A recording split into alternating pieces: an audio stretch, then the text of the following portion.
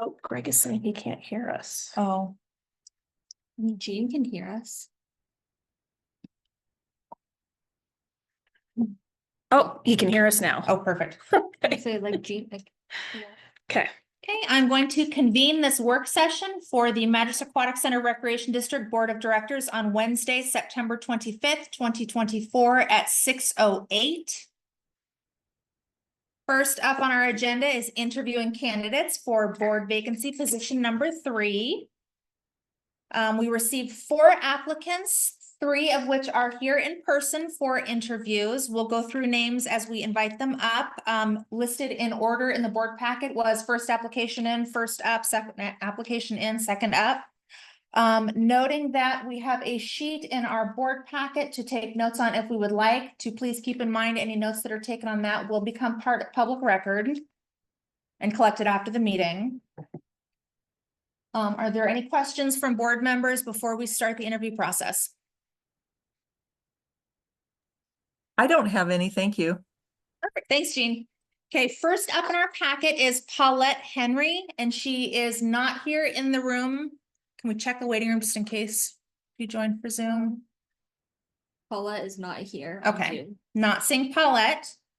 So we will move on to Mr. Paul Flowers, please. Paul, if you could please come up. We have a microphone on the table in front of the room. If you can please make sure you're speaking into the microphone so those on Zoom can hear you. And I think we'll just start with if you can introduce yourself and what brought you here, and then we can go into questions.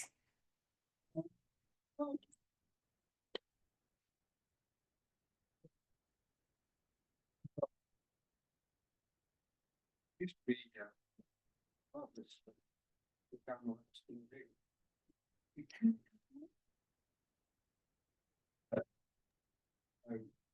I've educated. Ran a business and farming. This day and age, it's hard to make it profitable. But now I'm relaxed. I'm retired. I'm sure glad. I'll be a deal for everybody out. I know the cost of it, what they're going through.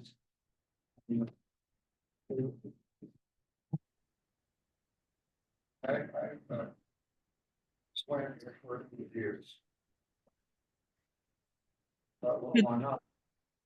Could Paul please slide that microphone as close as he can to where he's speaking?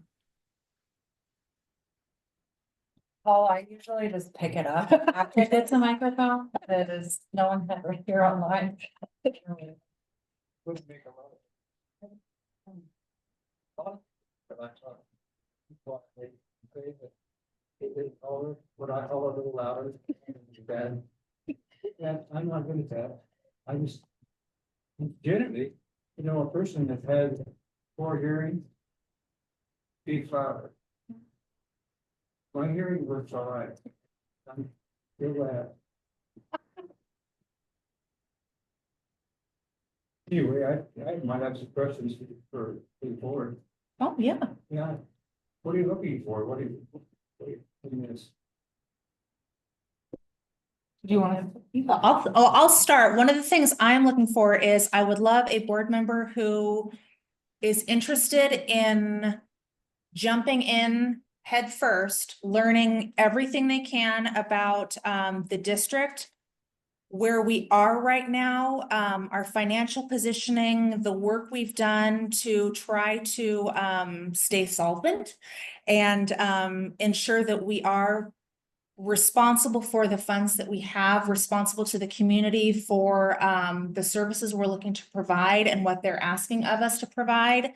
In a short term, we, as Paul, you acknowledged, we're in a tough financial position right now. We are going to be looking for support from the voting base, from our voters in an upcoming election. So somebody who's willing to jump in and really help with those efforts, informing themselves on our position so that they can answer questions and so that they can help us come to decisions that need to be made, knowing that sometimes those decisions are not popular. But as a board, our role is to ensure the security of the district, financially, and making sure that we are accountable to, our community and quite frankly, the bottom line so that we can be here as long as possible. So somebody who's wanting to work, wanting to learn, and willing to go out there and serve the community as best they can. You know, I don't know if you've I got. was gonna make sure, Jean, do you have anything to add? From on the Sure. phone? Paul, have you had a chance to read the MACRD mission statement on the website? And if so, what part within it excites you?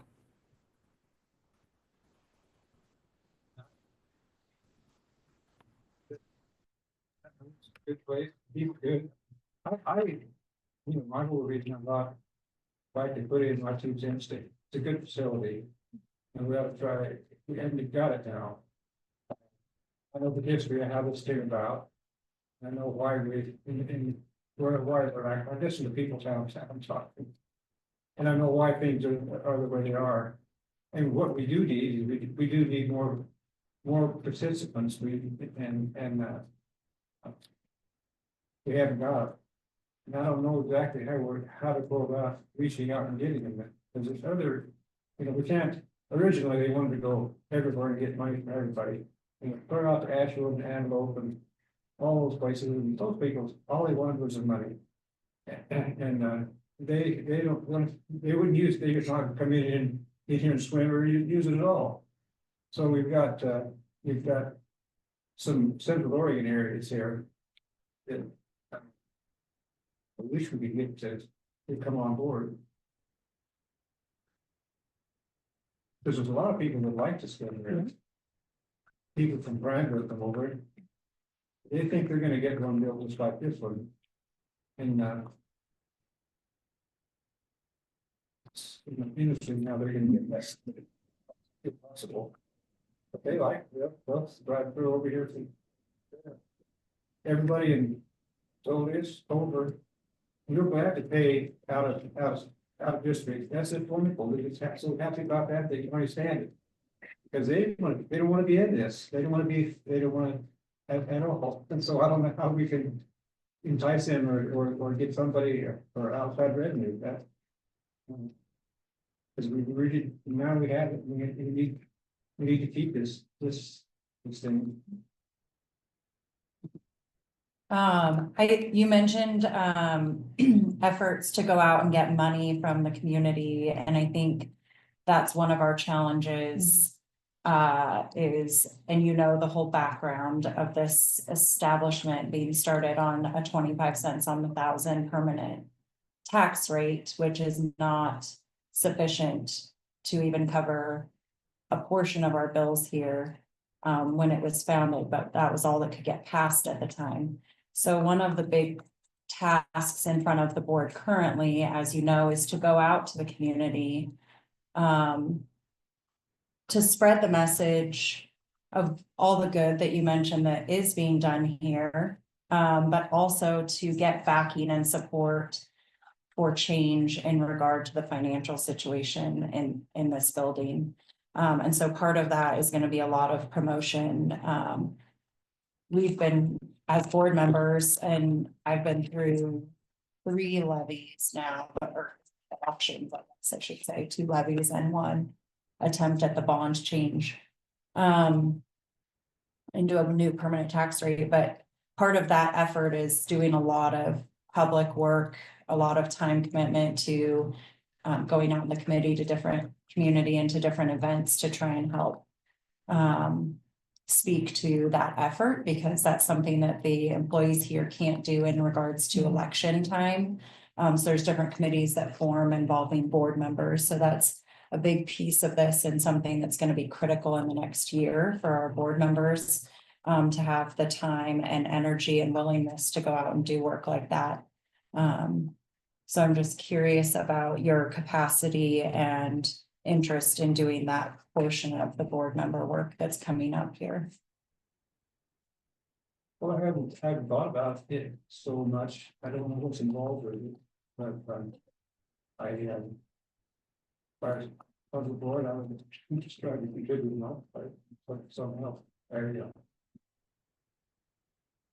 The rationale, the way this is done, I don't know what that is, but you have to figure that out. Great, thank you.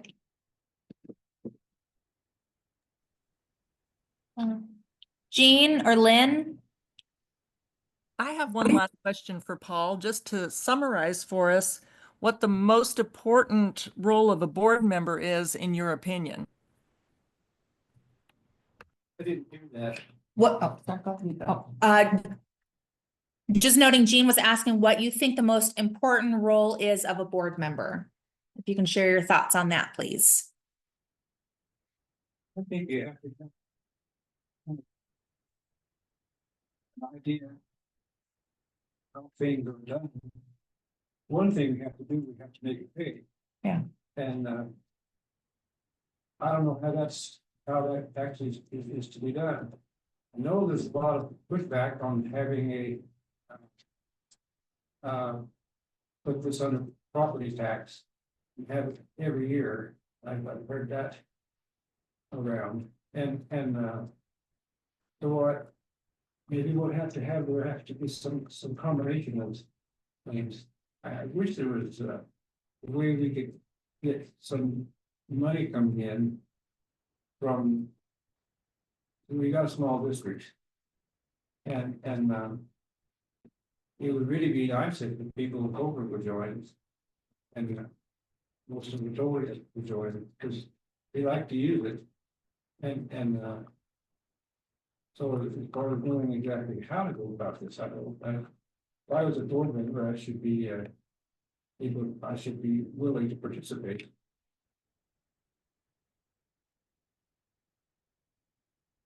Thank you. Jean, did you catch Thank that? you, Paul. Yep, thank you, Paul. Thank you, Paul.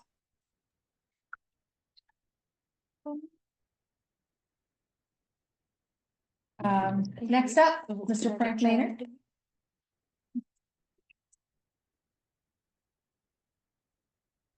Good afternoon. If you could make sure you're speaking Yeah. into that mic. Please. I'll get ready, Jean. Hold That's on the to way your to do pants. I heard Frank be loud. Yeah. Frank, perfect. If you wouldn't mind just introducing yourself and sharing what brought you to apply for a board position, please.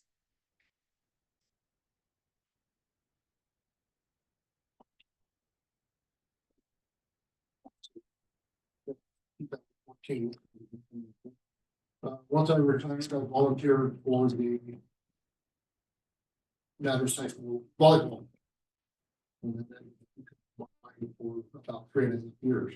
And during that time, correct English, but the need for additional facilities, the struggles that the pool has gone through, and the workload that's put on you guys for trying to make all that happen. So I thought, again, for Paul, I'm retired and have plenty of time to offer this position.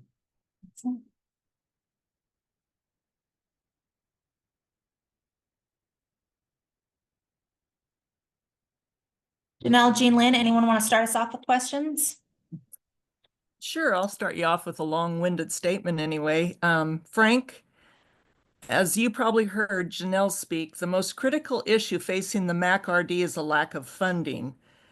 Since the facility opened, the pool in 2008, the district has relied on grants, donations, and anything else to cover known monthly expenditures. Fast forward 16 years, and there is a lot of deferred maintenance on an aging facility with no building reserves to cover it.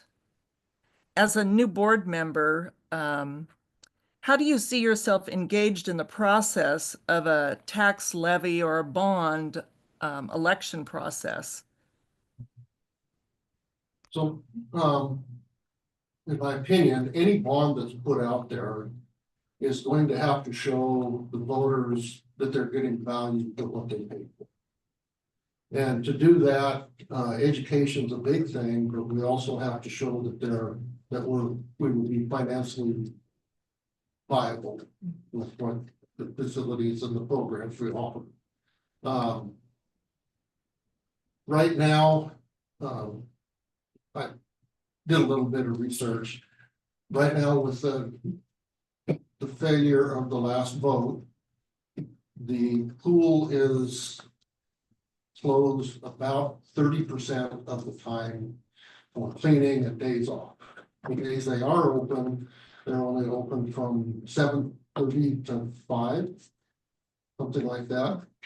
And that doesn't allow for what I would assume is a fairly large portion of swimmers to come in before work or after work and use the pool. So it's a catch-22 where we don't have enough, and I say we, if I become the board member, we don't have enough funds to provide the additional services to encourage additional participation.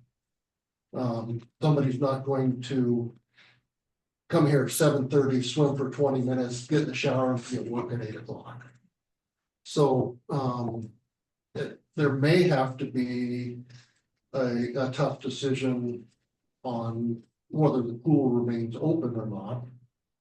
And that's something that we have to, there's going to be some very strong emotions on both sides. But one of the things is that the MAC serves the entire population. And in that, you're not going to be able to make everybody happy. But the one thing that I can't see us doing is losing the building. It's such a base for everything to grow from there. Now, there are ways to close the pool and still use the building, close the pool temporarily. You can put relatively inexpensive gym floor in, use it as basketball court, volleyball, indoor soccer, pickleball. But again, that would take money to put that temporary facility, those temporary structures in. It all comes down to money and convincing the people that shell out the money to do that.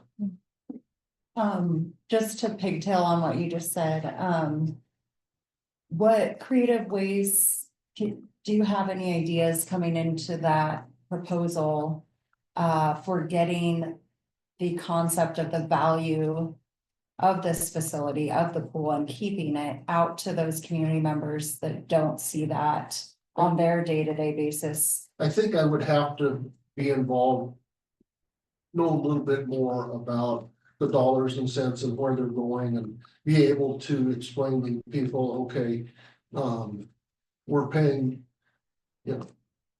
$300,000 a year. That's just number come out of his head to keep the pool where we don't use it, when we're only using it 10 or 12 hours a day. And the 30% that we're not using it, we're still heating the pool. And those costs keep going on and on. So we tell them, okay, if you want your pool, you're going to have to pay for the basic maintenance. But again, I can't really answer your question until I would be more in depth and involved in all the programs and all this, what's going on. I think that the other recreational programs, the pool siphons some money off from those, and it's not self-supporting. So we've got to convince people that we can use it enough at a reasonable price to keep and maintain it over. And that may require shutting down for a while so that we can accumulate enough money to do the maintenance repairs, to upgrade hours, get a staff, your young lifeguards that are more dependable. I've been in here where management has been setting up, watching the deck rather than doing their management. And that's a little inefficient use of our labor power. Yes. So Frank, you've mentioned kind of what would be emotional on both sides, conversations. Are you comfortable making decisions that might not be popular. I think I've been historically. divorced. So yes, Okay. one of, I was in a meeting that, the local swim club wanted a reduction in their fee or something like that, and I happened to ask, well, how many people do you serve in your swim club? And I think it was 9. And the decisions have to be made that that is not financially sound to open a pool for 9 participants. Yeah. Heat it every day. You know, the swim team, of course, they'll complain, but, they don't get to practice Monday. And that's just kills the program. I know that, growing up, my youngest daughter was a swimmer at the McMinnville pool, which was very well, supported by the community. It had gone from an outdoor pool to an indoor pool to a pool. And they have some of the smaller school districts around use that pool for their swim teams. It required a little bit of travel, but, and I don't know other pools around, I'm assuming Redmond might have a pool that we could work towards. You know, anyway, that, you have to, like I said, you can't make everybody happy all the time. And as long as you can keep the emotion to a fairly low level and, you know, red faces and steam is coming out, that's what we have to do. Thank you. Jean or Lynn? Well, since Lynn's not speaking up, I'll jump in. Frank, can you summarize for us what you feel the most important role of a board member is? Well, that question was on the application and I wrote a simple 1-word answer, and that's to listen. Even though you listen, that doesn't mean you need to agree with everybody. And you need to be able to manage those personalities. But if we don't listen to what the people want to pay for, this is all going to go away. To go down on another level down, it would be putting in the time to help to educate or show the value to the community. And Frank, just to confirm, you've got the time, right? Yeah. Okay. I call You never Thursday. retire. I know. I go Tuesday, Yeah.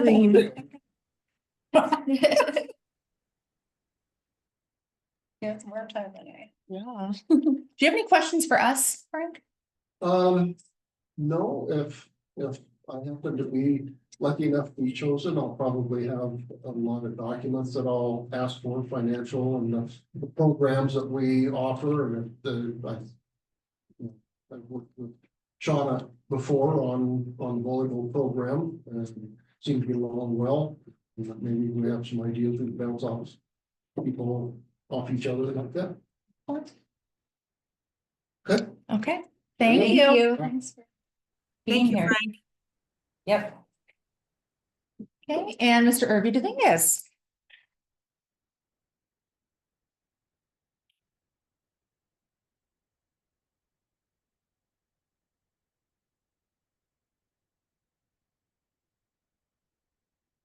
Hello, how are Hello. you guys? Excellent. Thank you for inviting me. Thank you for accepting my application. So, yes, So what brought you to apply for the board position? I want to help keep the pool open. That's what I want to do. My son used to swim here, water polo here. We have a great facility. So what we have to do is we have to draw people to it. And I understand the financial situation we're in. But we have to sell it to the community. We can't just tell them to vote. And we have to bring people from outside the area. I mean, as in Redmond, draw them in, you know, Metolius, Culver. A lot of people in Culver gravitate towards the Redmond pool because it is open more than not. So but I want to help. That's why I do help. I don't want to monopolize. You're a board chair. Yes. No, Okay, are you prepared to participate in efforts to raise funds for the MACRD, either promoting the tax levy or bond elections, fundraising efforts? absolutely. Are you comfortable with that? I'm not retired. I'm still working. I do coach baseball. I've coached baseball for almost 30 years here in the community, Little League, moving up to, you know, the other divisions above that, but I've always been in the community. I've lived here for over 40 years. But yes, I am prepared. You know, absolutely, because I think if we get the people behind us, our tax base behind us, we can make this pool function like it should.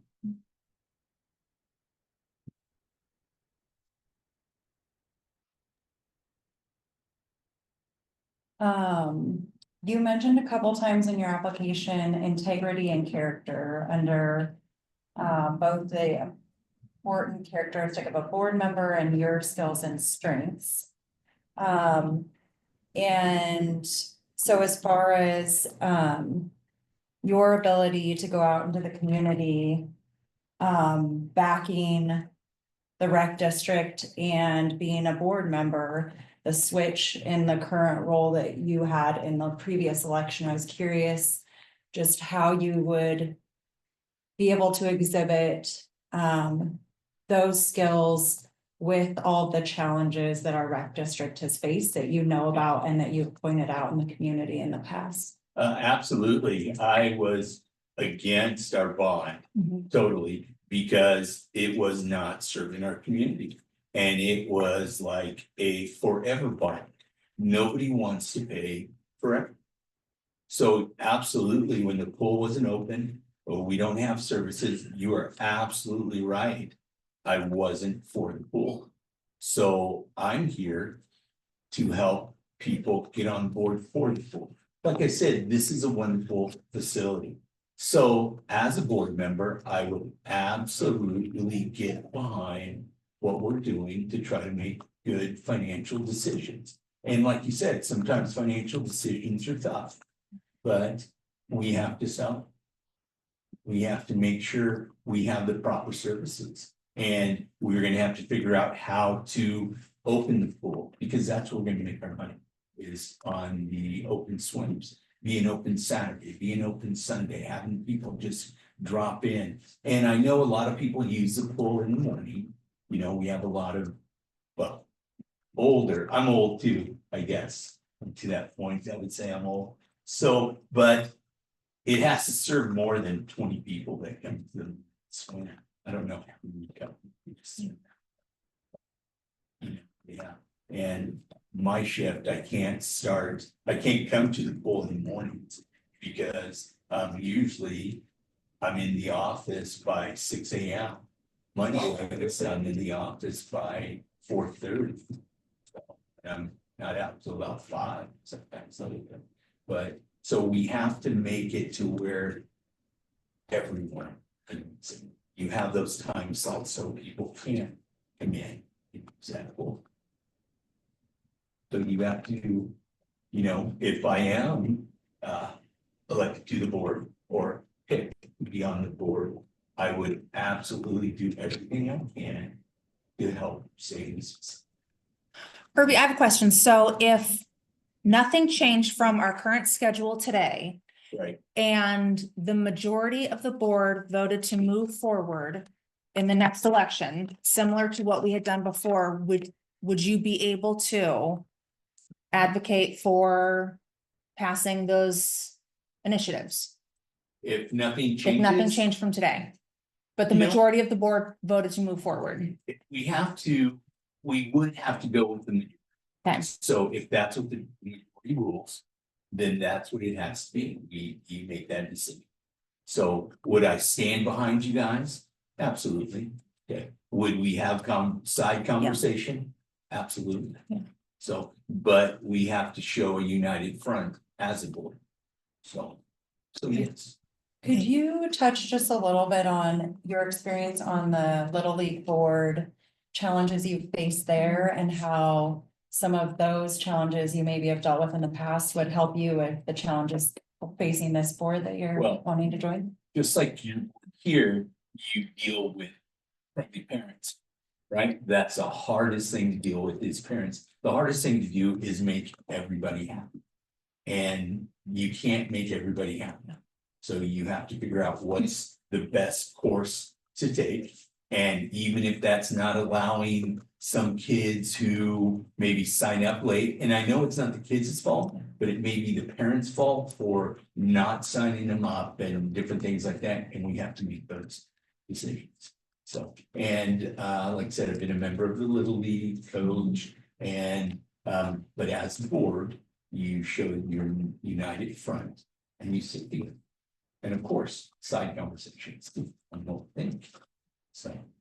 In any of those positions that you've had in the past with your volunteer experience as a public servant and the Jefferson County Little League Board, have you had to go out in the community to work on fundraising or I guess we do a little bit of like with our political action committee, but like outreach in that regard? Absolutely. When I was with the Jefferson County Sheriff's Office, we couldn't politically speak in uniform. But on our personal level, I would always speak about what we needed for the Jefferson County level for our new jail, what we needed to do there, because absolutely crime, we need to stop crime. So we needed a new jail. So yes, I was a big advocate of our Jefferson County level. Not in uniform, of course, but. Off work hours. Yes. Jean, do you have anything you want to add or questions? Yeah, Irvi, currently, I feel the MACRD has a very robust website that at our fingertips, we can find anything and everything. Fee schedules, organizational charts, program wrap-ups. I mean, the list goes on and on. As a board member for the MACRD, what do you feel needs to be improved to create better transparency? To be honest, I have not looked at your website. To be honest, I have been jaded against the Mac board, to be honest. So, I haven't looked. So if I am picked to be on the board, I would absolutely look to see what the website is and see what we can do there. You would have me 100% if I am picked for your board. And even if you're not, And even if I'm not, I would still ask you guys to see what we can do. And even if I'm not picked and you can sell me, I will be your biggest fan. Mm. Yes, even on my Facebook posts. thank you, Jean. Thank you, Irvi. You're welcome. Lynn, I just want to check in. I think she's in a meeting, so I don't know if she. Oh. I Okay, think she's listening. Yeah. okay. Irva, do you have any questions for us? I did, but it kind of slipped. I had one that I was gonna say, but I decided to listen before. So, which is good, but okay, where do you? Anyone, where do you see the future of the, what's the future of the MAC for you?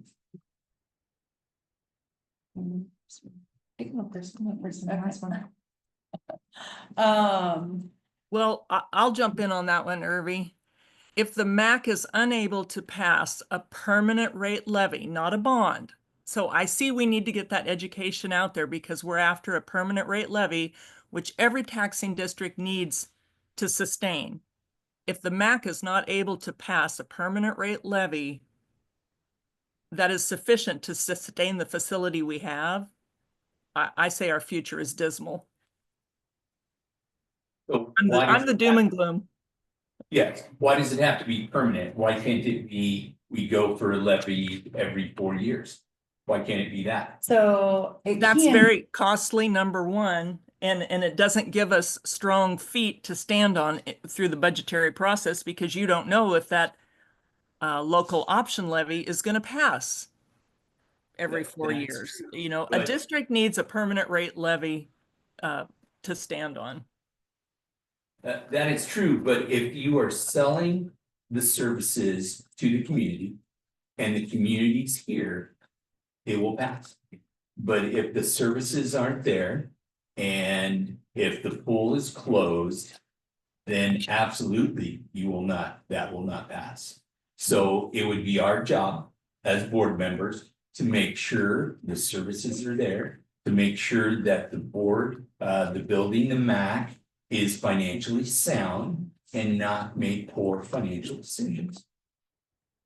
So it could be there.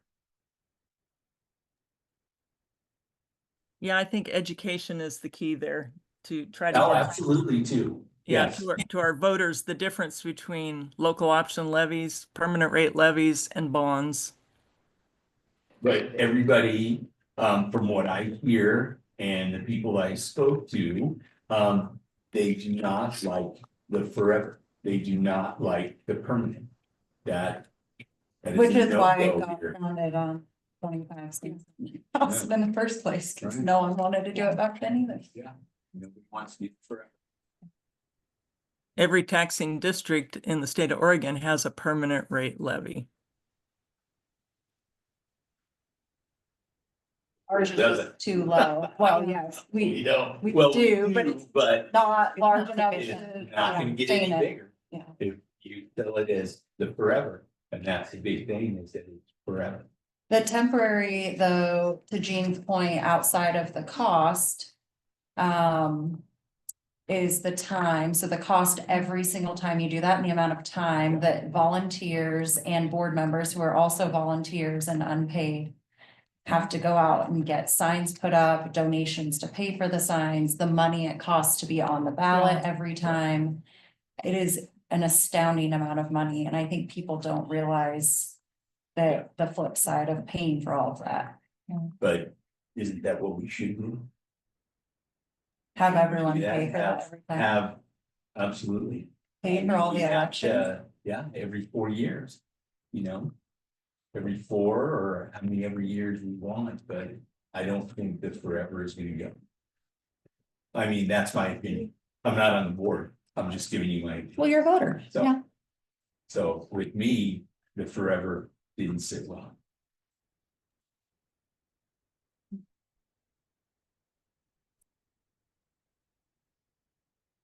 Are there any other questions for Irving? Oh, we were answering his question, I think. Oh, that's right. Yeah.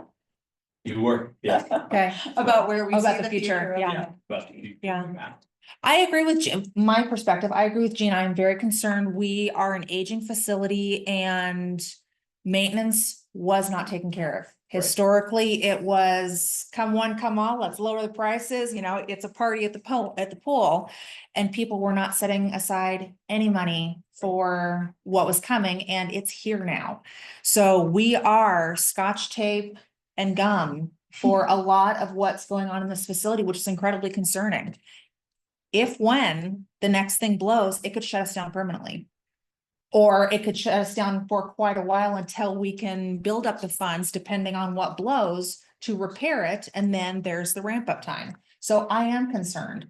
I am heartbroken that it is so concerning because this is such an amazing district, opportunity, facility, group of human beings that can serve this community in such a beautiful way that it will be heartbreaking if we can't find a way to make sure that we are still here. Absolutely. Yeah. Because I don't wanna see the. No. I don't wanna see this facility. No. Even though I don't use it, there's a lot of community people that do, Exactly. you know, Yeah, like I said, we use it for 40. yeah.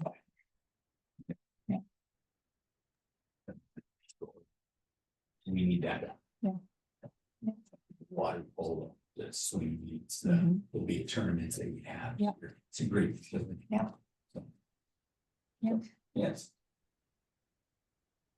I mean, I have two major goals in mind for me personally, as and the reason I serve on this board, and one is as a physician in this community.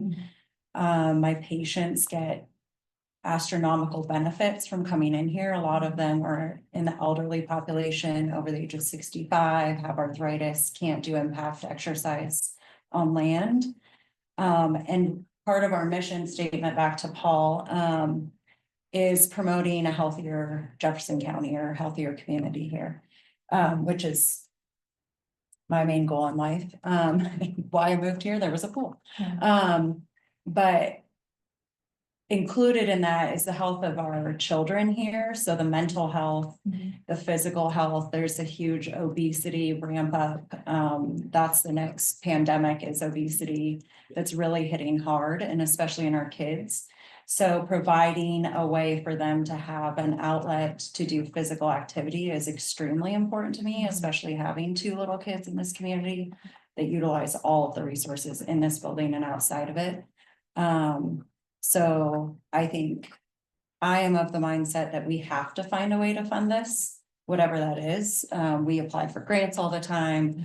We look for, I'm always on the lookout for a donor or someone that has attachments to a pool facility that's as amazing as this one, that might want to help sustain it somehow. So looking for ways to find endowments if we aren't going to be able to pass this permanent tax levy that Jean spoke to. But I think that's what we start with, because I think there could be enough people in this community that have been touched by this facility, either utilizing it or having someone work here, like your son who lifeguarded and taught my kids.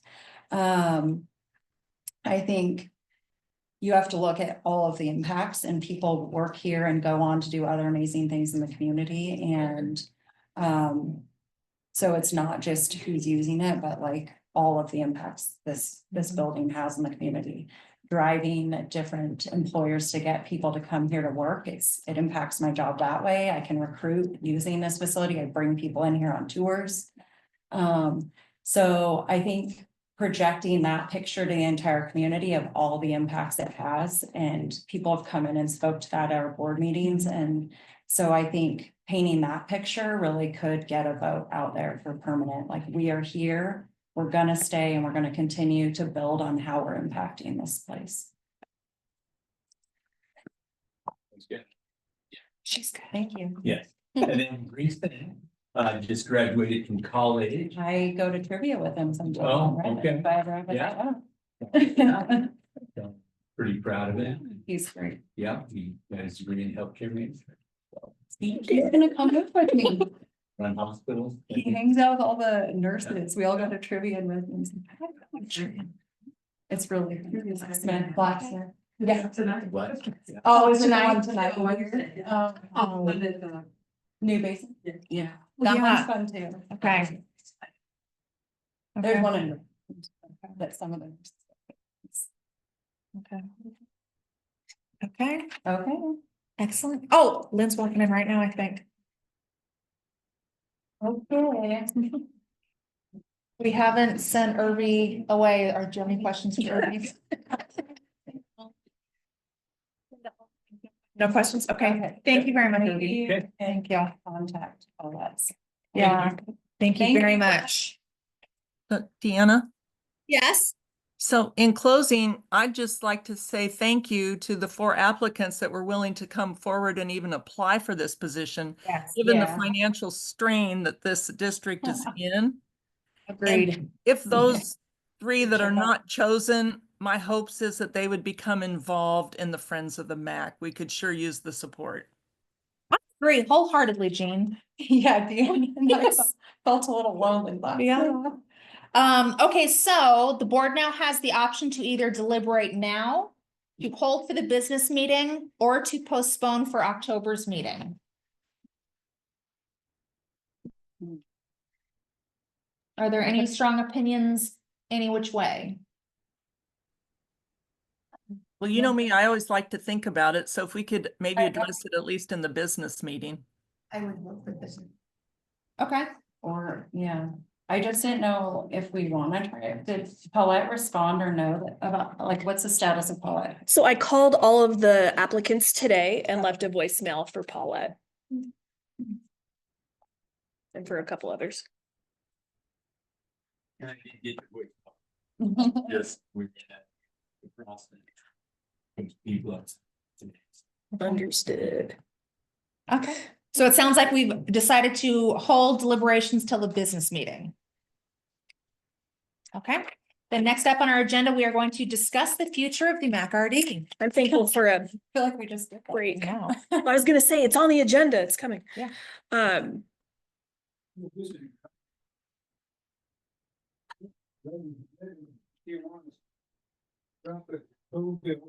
They did everything that they got to.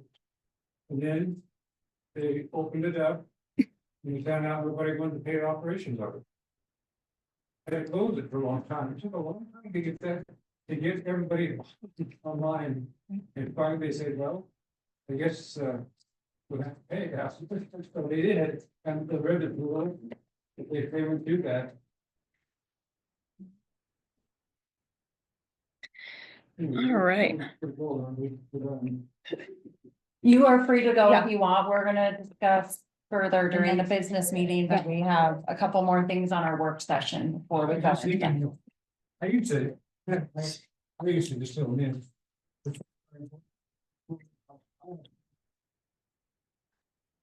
I wish I had a penny here from him doing this. What they- That, the overview of the field of what it is.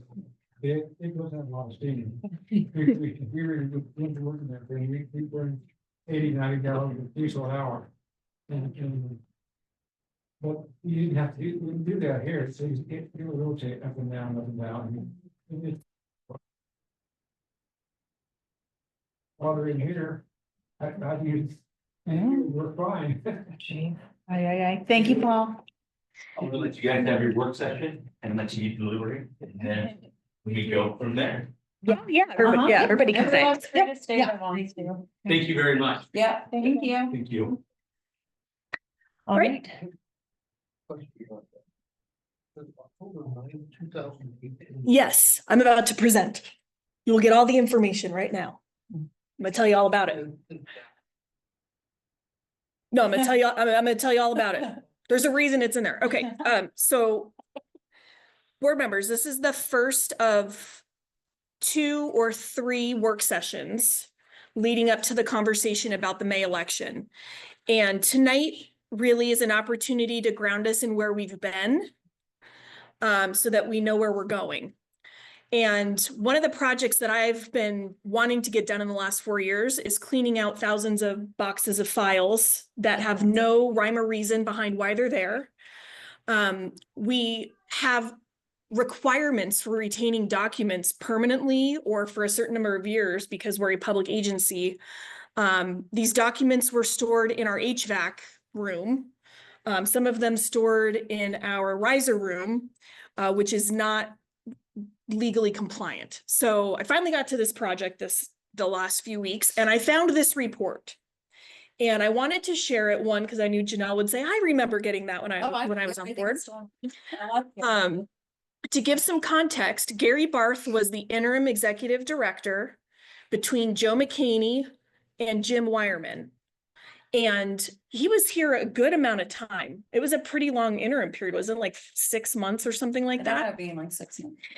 And I have never seen this report, and I was reading through it and I felt validated because all of the things that he pointed out in this report that we needed to do, we've been doing over the last 4 years. So I put it in this board packet so you all could see it. Yeah. There's some interesting recommendations about our staffing structure that I would encourage you to take a look at. Essentially, you have 2 staff members that are doing the work of about 12 positions based on Gary Barth's recommendations in this report. We've come a long way from this. Just, kind of scrolling through it. cash flow was an issue at the time. They didn't know how they were going to make payroll over the summers. Now we've got a loan we get from the county every summer to cash flow us until property tax revenues come in November. Gary helped get the first one. Gary helped get the first one. Accounting was a mess. As was budgeting, the accounting system did not match the budget. So you couldn't make heads or tails of where money actually was coming in or going out. Personnel, the district's job descriptions did not match the current operations of the district, nor did they match a proposed structure that would provide more, from my perspective, business backbone, as well as additional programming backbone, because historically for this district, there's not been sufficient backbone for either sides of the coin of the district, the business side or the programming side. And so as you go through, you can see, for example, you don't even need to see what it says. I do all of these things. Here, Shauna does all but maybe 3 of these things. I do all of these things. And so we still have room to grow. Because not only are we not sustainable right now from a financial perspective, we are not sustainable from a staffing perspective. If Shauna leaves, our programming falls apart. If I leave, no one's getting paid, we're not paying bills, we're not hiring people, the front desk isn't open. So we have a structural problem. And I have no desire to leave. Shauna better not leave. We're okay, but from a sustainability perspective, this to me is the biggest risk to the district right now, aside from something breaking, which is another big risk. Job descriptions, we have them. They're compliant with all of the state laws that we follow. We have salary ranges for all of our positions. We've done pay equity analysis required by the state of Oregon. We do annual performance reviews for your executive director and for all of your staff. Mac equipment and IT and network, those things are much better positioned now than they were in 2018, but they are aging. And so we've got some concerns there. Record retention and shared filing is something that we're still working on. I found this whole discussion, Sean and I were talking about this whole discussion of offices. There's insufficient office space for the type of staffing we need. There was a discussion about turning this half of this room into office space. One of the benefits of not having a lot of staff is that we don't need as much office space. Gary was interim during the summer months. So it was And he had wild. to get, MACRD t-shirts, like he was in there sweating, like trying to work here. Yeah. We have air conditioning in the offices now, so we've fixed that since Gary was here. We have a very strong relationship with the school district. Our intergovernmental agreement with them is very strong. And then Kids Club is an area where things have changed since this time, but we still want to find ways to try and partner with them. To me, that's still a future opportunity for us and for the community. And then West Side Center is no longer a thing. This is back when the Bean Foundation was exploring turning West Side into a community center. I still think there's an appetite and an interest in having a community center in Madras. And I still think it could be this building. But it would take some investment. And to me, it's a longer term vision than anything that would happen now. The next document in your packet, which is why it's 198 pages long, is the master plan that the board adopted they got the presentation October 2023 and adopted it in November. This document lays out the next 10 years of the district, with the first piece being sustainability. I'm not going to go through the master plan, but it's in there because it's an important piece of the context, and you all now have a copy of it in your board packet. The second piece is the presentation that the board received from BRS Consultants in November of 2023. And this presentation included an analysis of our financial position, of what it would look like to double the square footage of this building and create a true recreation center with gym space and a fitness room and some other things, what the market analysis is regarding that potential, and then what the staffing and the fees and the expenses and all of that would look like. And this report was really the foundation, as the board will remember, of moving forward with the ballot measures that were ultimately placed on the May 2024 ballot. So all of that brings us to some information that positions us in current. Any questions so far before I dive into this part of the presentation? Okay, so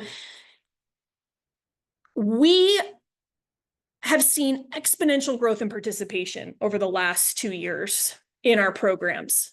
This graph shows our registration required activities for aquatics and land-based programs. Land-based programs includes both sports and enrichment programs.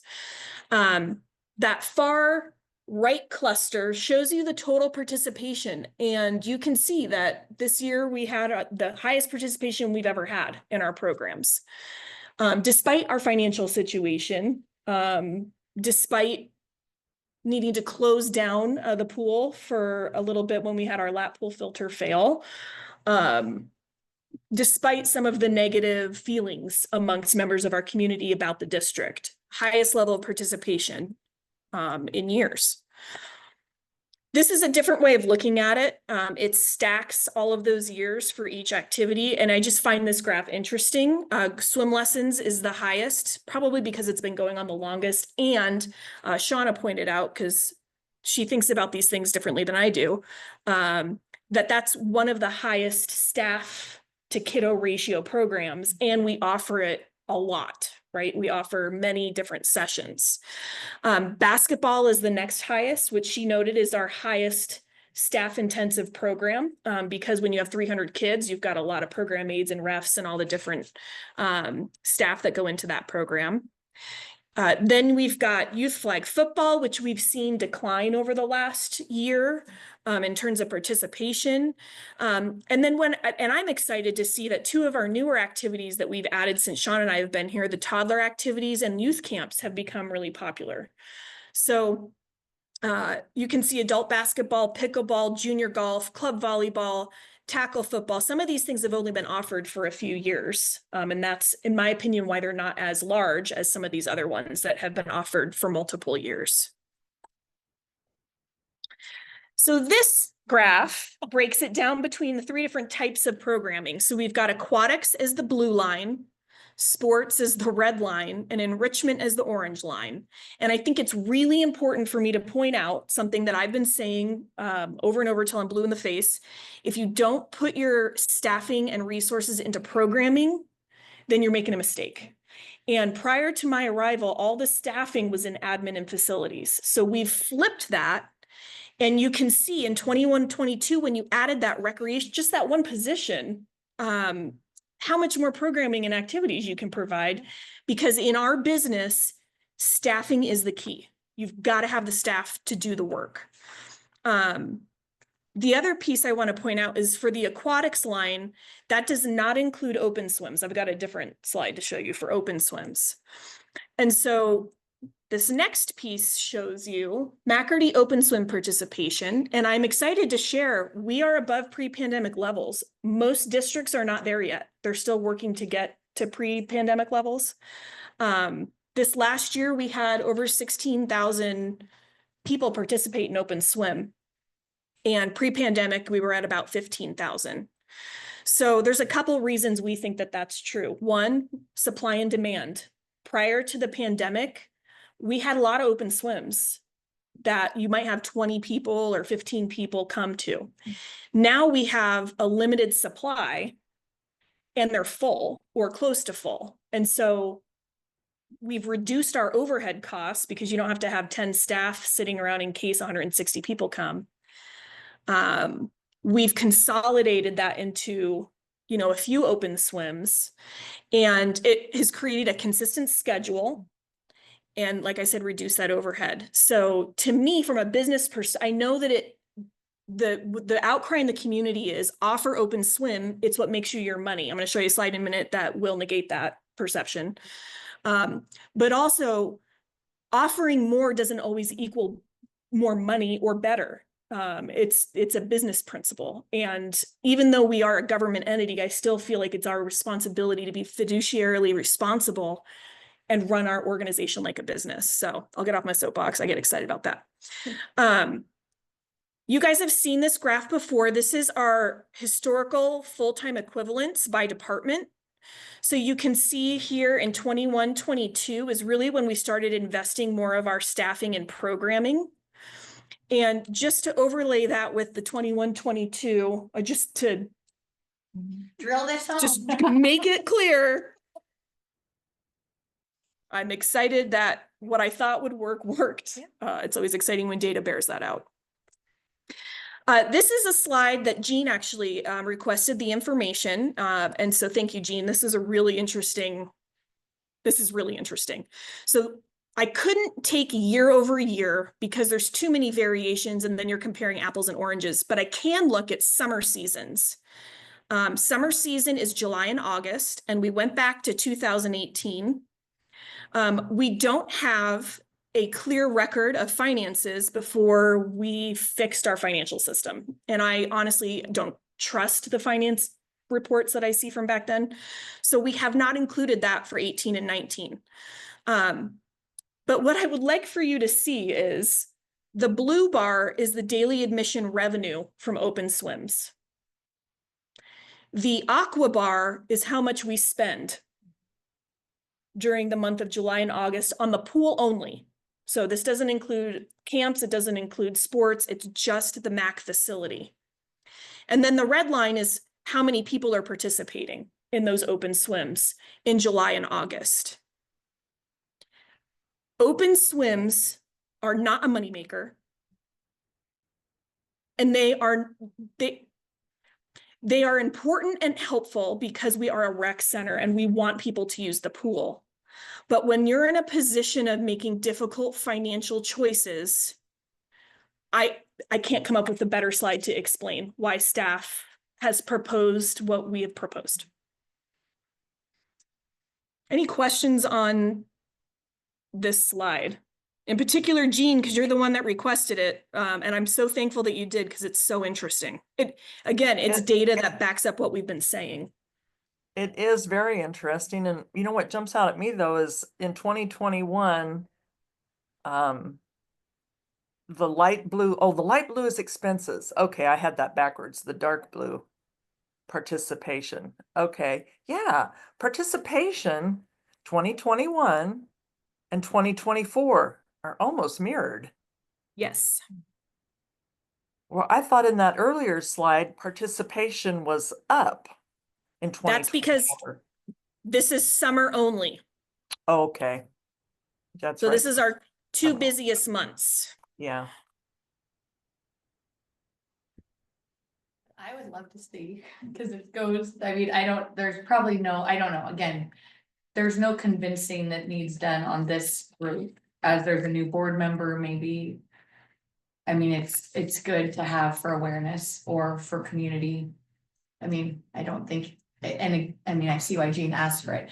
What I think would also be interesting to see, although I guess maybe it wouldn't, because it's only summer. Why might I think that? I guess I was curious what the other revenues were as an other line in the summer. But I don't think the land-based are as high at that as they are in fall and winter because there's not that many offerings. So that probably doesn't work. But I was just something that kind of shows what are all the costs versus the revenues.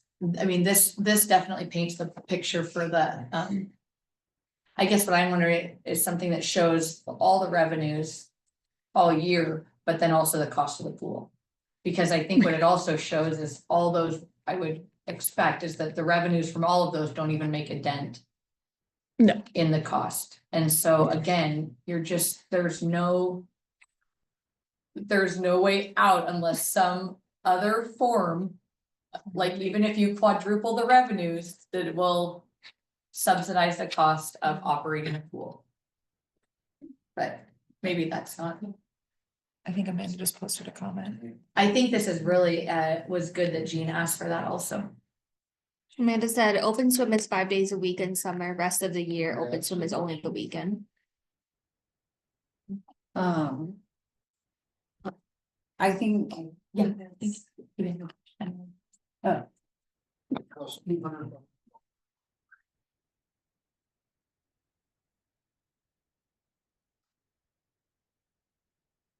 Yeah, for 2 months, 8 2 weeks. Oh, 'cause it's pretty small. So summer season is July and August. So it's 2 months, 8 weeks, Costs basically $100,000 a month. correct?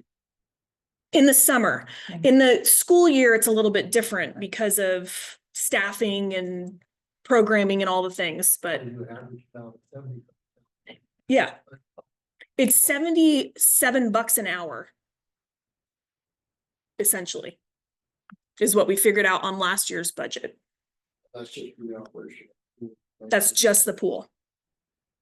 And that's Boring 24/7. staff. That's 24/7, not just hours that were open. Yeah, that's 24/7. Yeah. No. No, but the pool is functioning 24/7. Yeah. All right, so let me. Oh, I forgot my arrows. Okay, Start again. so, right. So as you all know, one of my downfalls is I communicate through numbers. So, this presentation is no different. You guys are used to me and I'm working on it when I talk with other folks. The business plan laid out expenses if we had doubled the square footage of this building. And as of 2027, I think was the year that she kind of put into that business plan. And then the revenues are based on that doubling of square footage and then having much more expanded hours for the MAC facility itself. And the subsidy we needed for that business plan was 1.6 million. You guys remember this. I just wanted to put next to that our current year budget, which obviously is a reduced budget because of the situation that we're in. And when you pull out grants and miscellaneous revenues and everything that's not earned or property taxes, we're at a deficit of about 100,000, which we know, and we've gotten about 68,000 in grant awards so far. So I'm very comfortable with our current schedule, with our current financial position going into the school year. One of the things that we had talked about was we may need to come back and have another discussion in November about if we have the financial wherewithal to get to June. If nothing changes, I think we're fine with what we've got. Now, as I worked on a financial analysis for what we need to be sustainable, I make a bunch of assumptions. So the whole point of this first part, today's work session, is trying to get from the board, do my assumptions match where you're at in terms of what the goals are in this financial plan for sustainability? And what I mean by that is, for example, the 5 years you see, where's my mouse is, the 5 years you see from 2025, 26 over to 28, 29, that's where all those assumptions are. So one of the assumptions I made is that if the measures passed in that first year, we would want to hire some consultants to help us because we've got a good sense of things, but we need some help. So we would like to have a consultant help us with an official maintenance plan. What we have right now has been cobbled together over the years in an Excel spreadsheet. All of our maintenance files are in handwritten steno books. From Marty? Yeah. Yeah. Not by the piece of machinery they were working on, but just by date. So we have no record, we have no comprehensive record of the maintenance of this facility. We also have a capital plan that's based on input and feedback we've gotten over the years, but it would be nice to have someone who has that background on pools come and help us put something together. That costs money. So both of those things, capital financing. So the goal in my mind is that we would not have to go out for a bond separate at some point to do capital improvements, what we would do is use our tax dollars that we get from this permanent rate to leverage financing to complete those improvements. So I've already had a conversation with DA Davidson. They do this all the time for local governments. And they're running some numbers for me to see if we had $100,000 that we could make a debt payment every year, how much money could we get from that to do improvements? If we had 200, if we had 400, whatever that number is. Ultimately, in the next 3 years, we've got to have enough money to go out for 2 million so that we can do the locker room improvements, because those walls are going to crumble. So that's on top of mind for me as a priority. And then the other consulting piece that I have put into the assumptions is an org chart and salary study. We get a lot of feedback from community members that our staff are overpaid at the high end, or at the top of the organization, that we don't need more staff members. I would like to have an official salary study done that the board can consider that is objective and not any of your staff putting it together, so that you can consider that. So that is the other piece. And we would do that in the first year, because then when we go out to recruit for all the new positions for the second year, that salary study would have informed how we post those positions. We also have in this assumption that we would have about $50,000 for capital and $41,000 to continue paying on that energy trust, energy improvements loan that we got. That gets paid off in 28-29. So you see that $41,000 fall off in 28-29.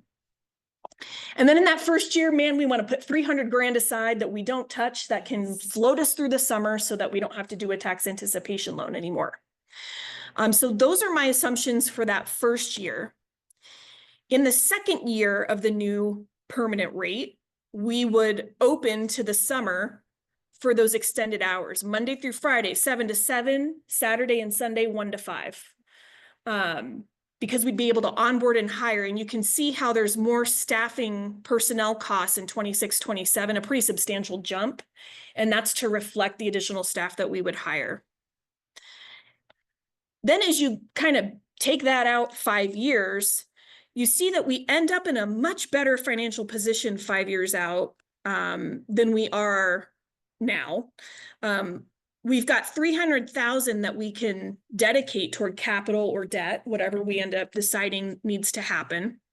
We've got a 5% year-over-year increase built into personnel and a 3% built into materials and services. We also have a commensurate 3% built into earned revenues, which is fees. So one of the things that I'm going to propose to the board is that the board consider every year increasing fees commensurate with the cost of living adjustment included in the budget. And by doing that, it allows you to increase it incrementally every year instead of every 5 to 10 years doing a big increase and making people really angry like we did the last time the board increased the fees. That is my first blush at a financial plan. You know, frankly, I used a $1 per thousand rate to come up with the property tax subsidy line that you see in this analysis. I am hesitant to give that rate until we know what the assessor is going to certify the rolls at this year. And so hopefully before the October board meeting, the rolls will get certified and we will know what our current bond rate is per thousand. We already know that our operating levy is 40 cents per thousand and our permanent tax rate is 25 cents per thousand. But for me, I think one of the things that got us in trouble last May was that we had used the bond per thousand rate from the prior year, which was 4 cents higher than what it was last year. And so everybody thought it was a tax increase. And so from my perspective, keeping the proposal tax neutral or tax savings is critical for the political messaging of it. And we won't know what that rate would be until the property taxes are certified in October. Does that make sense? So the plan is, I would love the board to give some feedback on the assumptions that I've made in this particular model basically the notes section. Do you think we need to do those consultants the first year? If not, or if more, you know, what from your perspective would be important that first year? You know, how do you feel about prioritizing the MAC being open more? Is that something you'd be willing to reduce? If, like, what are your priorities, I guess, in terms of where the funding goes? And then what I'm gonna do is for our October work session, I will bring back a more fleshed out financial analysis with some different options for permanent rates that could be included. You want a comment on that? I would love a comment. Yeah. If you will excuse me, Yeah. trying not to get divorced a second time. Yeah. See you later, Frank. Hey, looking forward to it. All right, thanks. I was going to say that, I think it's similar to when we've shut down and done work during our closure, where you need something very visual. Yeah. That is obvious to the community and the taxpayers that we made a change and listened to something that they wanted changed, if that makes sense. So in my mind, I think in that first year, the hours change is critical. Like some sort of hours change or compromise. So we'll have to allocate more resources to personnel that first year. I just think Do you that think visually, that like, quick? and going out for this bond to ensure that it, not bond, permanent Yeah. tax levy rate. There's enough people that is all we hear from them about. That if there is not something visual that they can see, all these things that are important to us that we know need to happen for sustainability. It's going to be very difficult. I'm just saying that. Understood. Something I don't- visual. I don't- I think doing all these analyses are important, but it's hard to sell that to people that don't understand the numbers side. We can't ramp up for more hours. Probably until January 1 at the earliest, from a staffing, from a having all of the things that we need to do to change to a new district. Like January would be the very earliest that we would be able to do different hours. But I think just having that on a plan for the community going into asking for a permanent tax rate, I think is gonna be important. To give them a delivery of some light at the end of the tunnel. I'll say I agree with Janelle. In order to sell this, the big ask is more open rec swims. We all know they cost us more money. That's beside the point, I guess. And maybe we have to slow down on some of this consultant plans and things to fulfill that request. I think that's going to help us sell the new permanent rate levy. I think it also deters from the negativity about salaries and some of the other stuff that a minority of the population or who is actually complaining about that and nitpicking, I think. So I think it is important to get that, but we might not end up needing it if we deliver on like that particular study might not even be necessary if we deliver on one of these more visible things that they really care about. But I think for us to make informed decisions, I think I'm not a huge fan of retaining consultants because I think they're incredibly expensive. But I think we need a maintenance plan because it'd be great to know what's gonna blow up next and what we can do to head it off.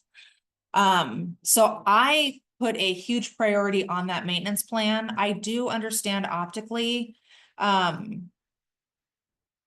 And not even just optically to, you know, let the people know that we hear them and we agree with them. What we can do to increase hours, yes. But I don't want to lose sight of the unfun, unglamorous stuff because we have to have it to make informed decisions.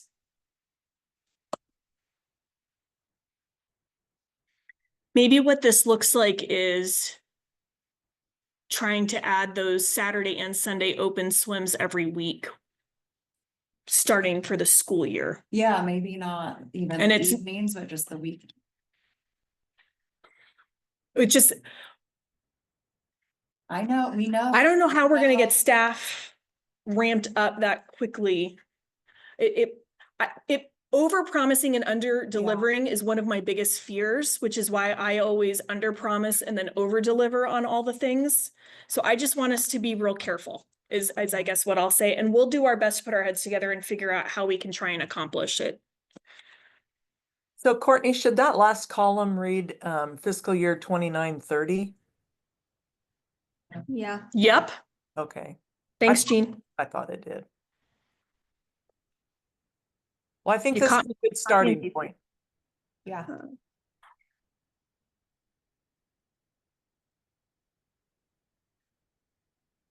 I just think that we can save so much money by being able to properly maintain something rather than having it explode.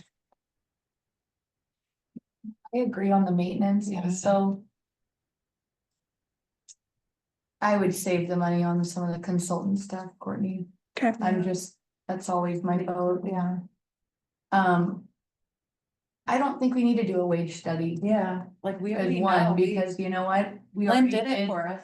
We did an analysis and people didn't like it, so we spent all this money, like, what's the end goal of that? That we think people aren't gonna complain about the wages? It's an, what Do you know what I most, mean? what, That's- yeah, don't I think mean, People will care whether a wage study is done or not. okay. Good, that's, I think you have to 40 think grand we can lower. The Lower low bar. fruit. Yeah, And. and- Acceptable. Yeah, exactly. And I think that's, I almost. Courtney, I value this, like. I mean, that summary that you did this, at the start was. I mean, I think that was exactly the time I came on the board. I feel like he was leaving.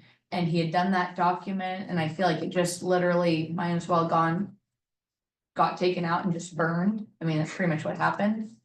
And so. I remember like all of those Not stuff by the was, board. yeah.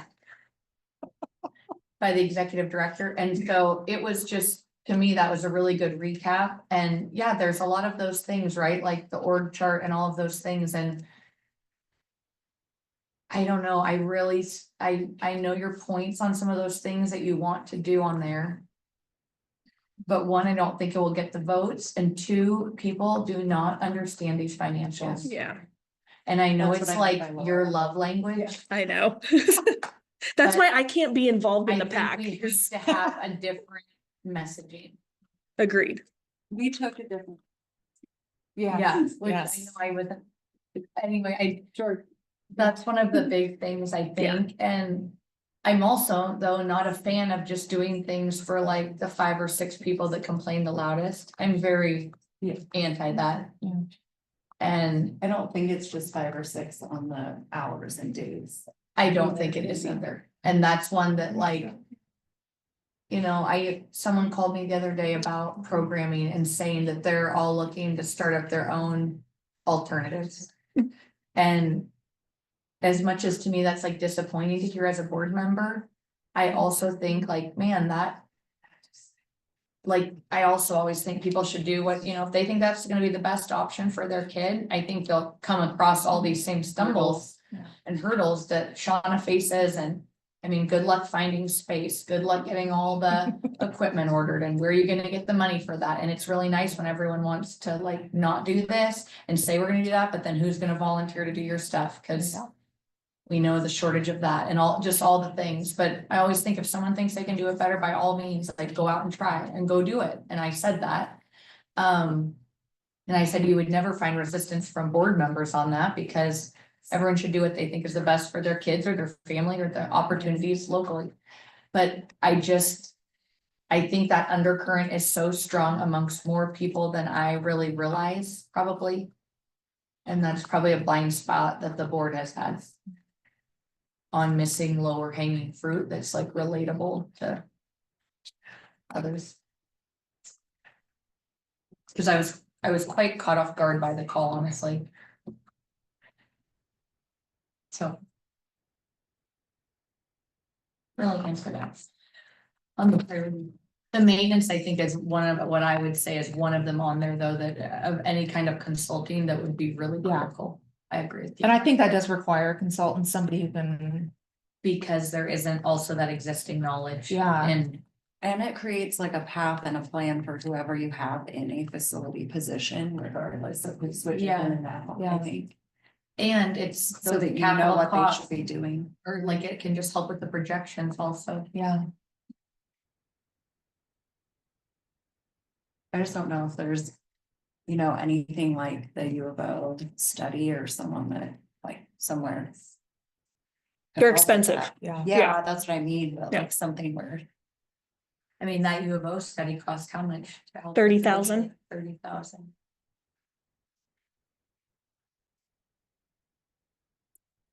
That's the end of my presentation. Okay.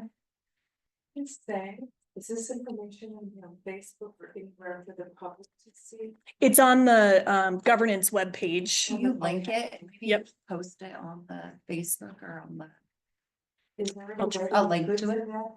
I just feel like the public, obviously, I agree with you saying they're not gonna, they need to have this, shall I just say, dummy down, so Yeah. they understand each thing a little bit more in layman's term. I mean, even me, I could use that myself, but, yeah, that's wonderful what you've done. And we also need somebody to run, it's like almost every. If we had the information in a way that it was dummied down. I mean, I could see if my husband would help me put something together, he's a good writer, but. I don't know if I could do it off of this, do you know what I mean? Yeah. I'd be happy to help in that regard. As a friend of the MAC that hasn't really gotten involved. I mean, I think that they need, the public needs to see it in a more simplified way. And they need to understand that open swim is the most expensive thing you do, and that's what everybody wants. It's like, hello, it's like. Thank you, Becky. All you Becky. do, you guys, you're working together. Thank you. Justin's great idea too. Jess, are you on our friends list already? No? I think I am, but I haven't received an email with the information. And then you're not. Okay,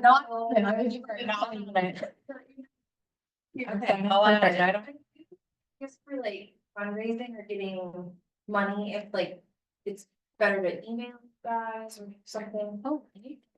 Yeah, I'll add you to that list.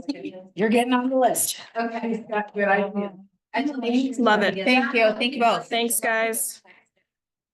Sorry, everyone online. I'm Oh, I hate. getting us where we need to go. Next up is standing and timely updates, if that's what you were. Oh. Okay, updates on grants. In your board packet, you have a summary of our applications and status of each of those applications. As you can see, we've got a few that have been awarded since our last board meeting. And we're waiting to hear back on oh my gosh, I'm so sorry. A few that have been submitted, which is this group of them down here. We've heard back. Let me get up. So we've got about 210,000-ish that we're still waiting to hear back on. We have a few that we've been notified we did not receive. But we've received close to 60-something thousand to date. That's So amazing. that's where we're at with grants. Let me look at the sustainability plans and 2024 election updates.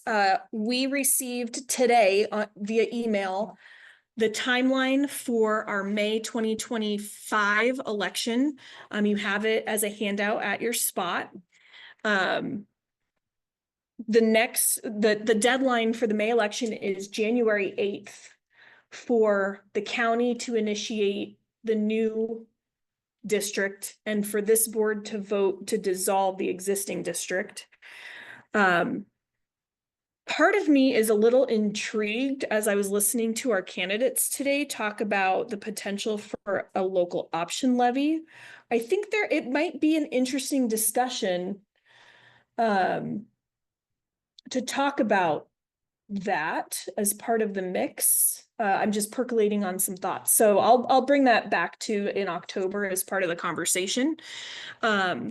But in terms of moving forward with the same process of dissolving and creating a new district, January 8th is the deadline. And so Deanna and I had a chance to touch base. And the thought is we should probably go to the city of Metolius and the city of Madras at their next public meeting We talked about this. Yeah. and just say, hi, we're back. Yeah. Can you please put us on your agenda for your next meeting to consider a resolution? By that time, we'll be able to kind of talk a little bit about, because you've had this presentation, you know, what the goals are of the board, why you want to do this. I think the message will be the county has to adopt the final order for creating the new district, and the per thousand rate will be in that. That is not part of what the cities have to consider. They're just considering whether or not they provide the same services that are being requested for the new district. So I'll hand it over. So Deanna. the dates that we had were, I believe it was October 1st, Tuesday, October next week. Yep. Courtney and I were going to attend City of Metolius council meeting to, as Courtney mentioned, request to be put on the agenda for the following session.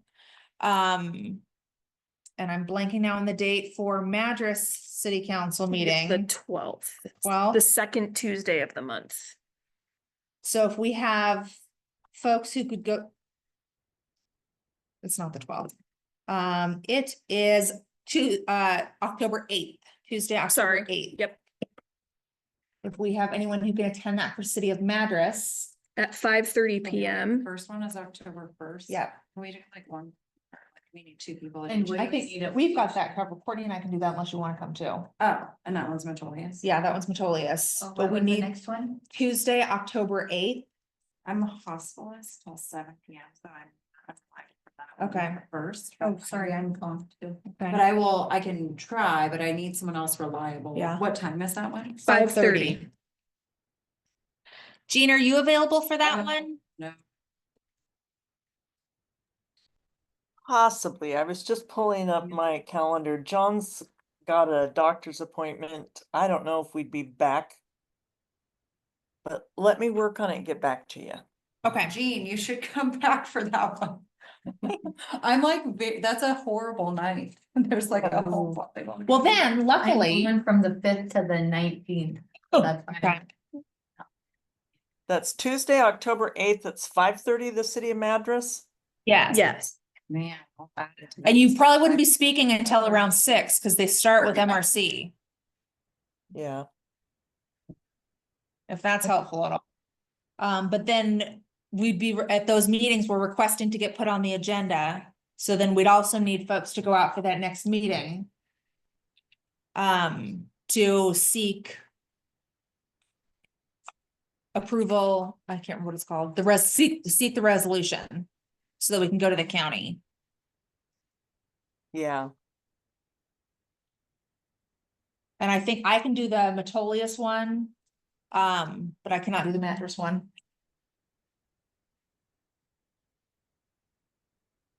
But we can circle those dates offline and. I was gonna say the next Metolius council meeting is November 5th, which is election night. And So that's an interesting night to be. yeah, Actually, that's right. and then the next City of Madras meeting is October 22nd. Well, I think we're all smart to do it sooner rather than later. Yes. Yeah, okay, perfect. Okay, Janelle's gonna take November I'm not 5th in even on Metolius. Nice. Metolius City Council. Yes. Okay, perfect. Oh, you don't have PTSD. Okay, and then when was City of October 20. You said November 3rd for Metolius? November 5th is their next Oh, 6th. 5th, election day Tuesday. Oh, 5th, okay. 6 o'clock? 6 o'clock. 6 o'clock for Metolius And where is that at? at the Trains, train the station. depot. Don't worry, I know where the door is because I went around and. I was in there and I went- 5 o'clock or 6? Okay, so we've got, Lynn and I are going to. okay, so we've got the, can we get on your agenda, meetings covered? So now we need the, Well, and Janelle and Lynn are gonna do November 5th for Metolius. yep, And October 22nd for the city of Madras. Second. yes. I'm off that days. Well, I could definitely help the 22nd. That would be wonderful, Jean. I What think time you is need that? to be at that one. 5:30 5:30 is when the meeting starts, but they start with MRC, so 6-ish, depending on where you're put on the agenda. Okay, I think Jean, if you can do that one, I think that would be very helpful, because I'm sure there are gonna be questions that they will appreciate having you there to answer.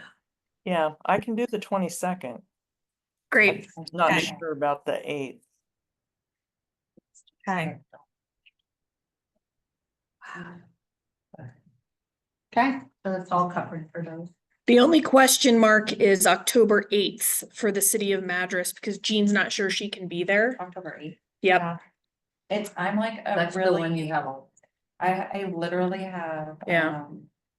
And perhaps we could get a friend of the MACRD to come with True. me yeah, rather than a board member. Or maybe our new board member could come with me Oh. if we have this. Oh, there we go. okay. Just throw them right into the fire.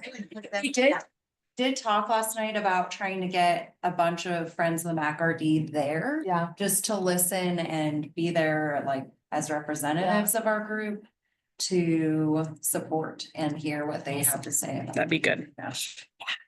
So, Okay, this is at 6. What time does that starts at 5:30, you know? well, yeah, but then they always start with MRC. meet So it first. depends on their That's the one on the agenda. 8th. Yeah. Yeah, Courtney, I'll No. try my best to rearrange that, my schedule on the 8th with John, so I'll see what I can come up with. Okay.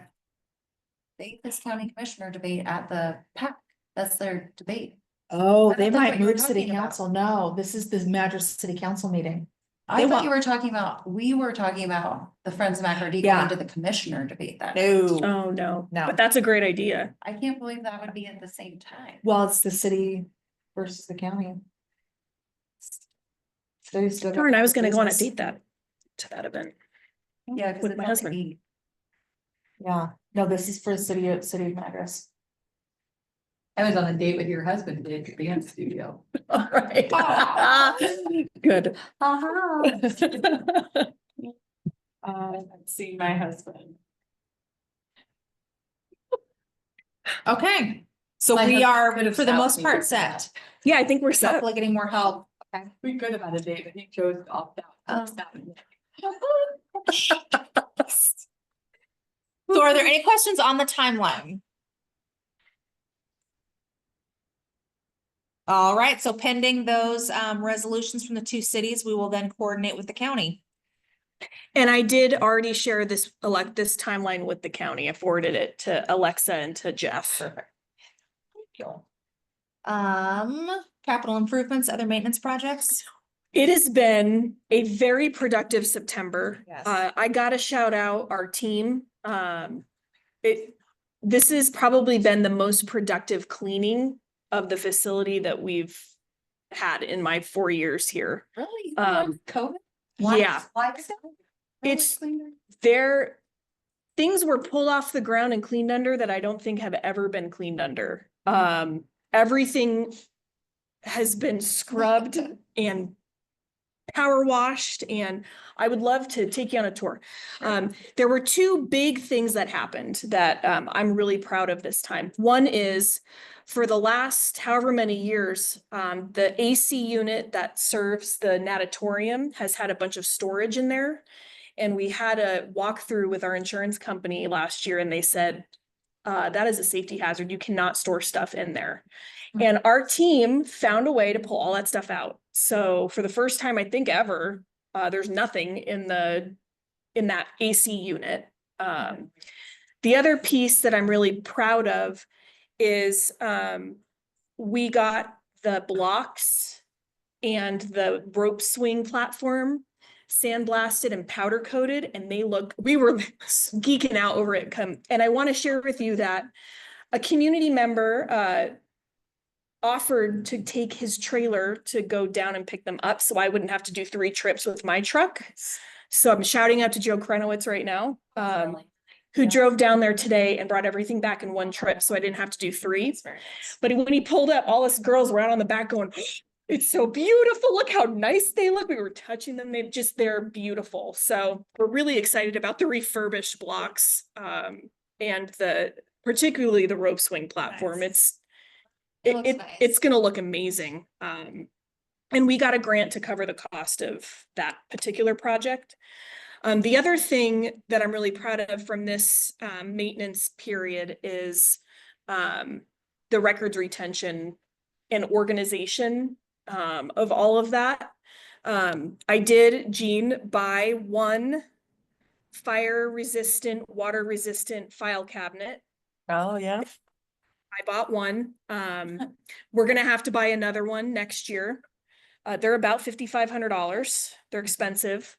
We don't have. I also- I found a small one, so I have all our personnel records in the small one that I now have in my office, but we've got a bigger one because we have a number of permanent records we have to keep, and they're supposed to be stored in water safe, fire safe, locked. There's all these requirements from the state, so. Shocking, that's never been done before. Weird. Yeah. Every single piece of paper related to facility maintenance has to be preserved until 2 years after the facility closes. Including those garbage steno pads you bought? Including your All the things, all of the handwritten. handwritten testing we do on the pool chemicals, everything. Till 2 years after we close. So, and there's a whole list on the Secretary of, I don't know if it's the Secretary of State or I can't remember which website it is, but it talks about storage requirements and then also that you can have electronic records, but they have to be backed up a certain way. And because Jean and I talked about trying to save everything electronically, and it makes me nervous just based on the history of our electronic records. Well, also our that we server's can't not in an air find. conditioned spot, so that thing could go at any time. Yeah, it makes me nervous. So anyway, There wasn't an air spot to put it before, but now that the offices have air conditioning. the documents, yes, will be in the server is not, we're looking at a grant to try and get the space where we want the server air conditioned so that we can move it to a better spot. That is my update on capital improvements. And like I said, I'm happy to do a quick tour after we're done with the meeting and show you some things. It. Okay. So this concludes our work session. Oh my God. So I will now convene the Board of Directors business meeting at 7:50. Okay, so roll call, Chair Siebold is present, Vice Chair Foster Drago, Present. Secretary Treasurer McCloskey. Present. Thank you, Jean, and Board Member Lewis. Present. Okay, it is now time for the Pledge of Allegiance. She's gonna just ask for some quarters to get some hot. I pledge allegiance to the flag of the United States of America and to the republic for which it stands, one nation, under God, indivisible, with liberty and justice for all. And land acknowledgement. Every community owes its existence and vitality to generations from around the world who contributed their hopes, dreams, and energy to making the history that led to this moment. Some were brought here against their will, some were drawn to leave their distant homes in hope of a better life, and some have lived on this land for more generations than can be counted. Truth and acknowledgement are critical to building mutual respect and connection across all barriers of heritage and difference. We begin this effort to acknowledge what has been buried by honoring the truth. In Central Oregon, we are standing on the ancestral lands of the Wasco, Warm Springs, and Paiute people. We pay respects to their elders past and present. Now we are looking to adopt the agenda. If anyone would care to make a Oh, motion to that effect. I'll move to adopt the agenda. Thank you, Janelle and Lynn. All in favor? Aye. Aye. That's unanimous. Next up, we have considering appointing position number 3 to the board of directors. So we can deliberate on our 4 candidates now. Well, I mean, Paulette didn't make it here, which is a concerning first step. I will say I was able to meet her, so she Oh, filled good. out Okay. her Oh, you did. application on site at the Warm Springs Back to School Barbecue. She was very excited. And we said, you can take us home if you want. And she goes, oh no, I want to do it right now. She was very excited, so. Say why she wasn't able to come tonight. I couldn't hear that part, but I heard all of it. Yeah. Everyone did good interview questions. Yeah. Could you girls make sure the mics are close to where you're speaking, please? Can you hear all of us, or is there anyone you can't hear well?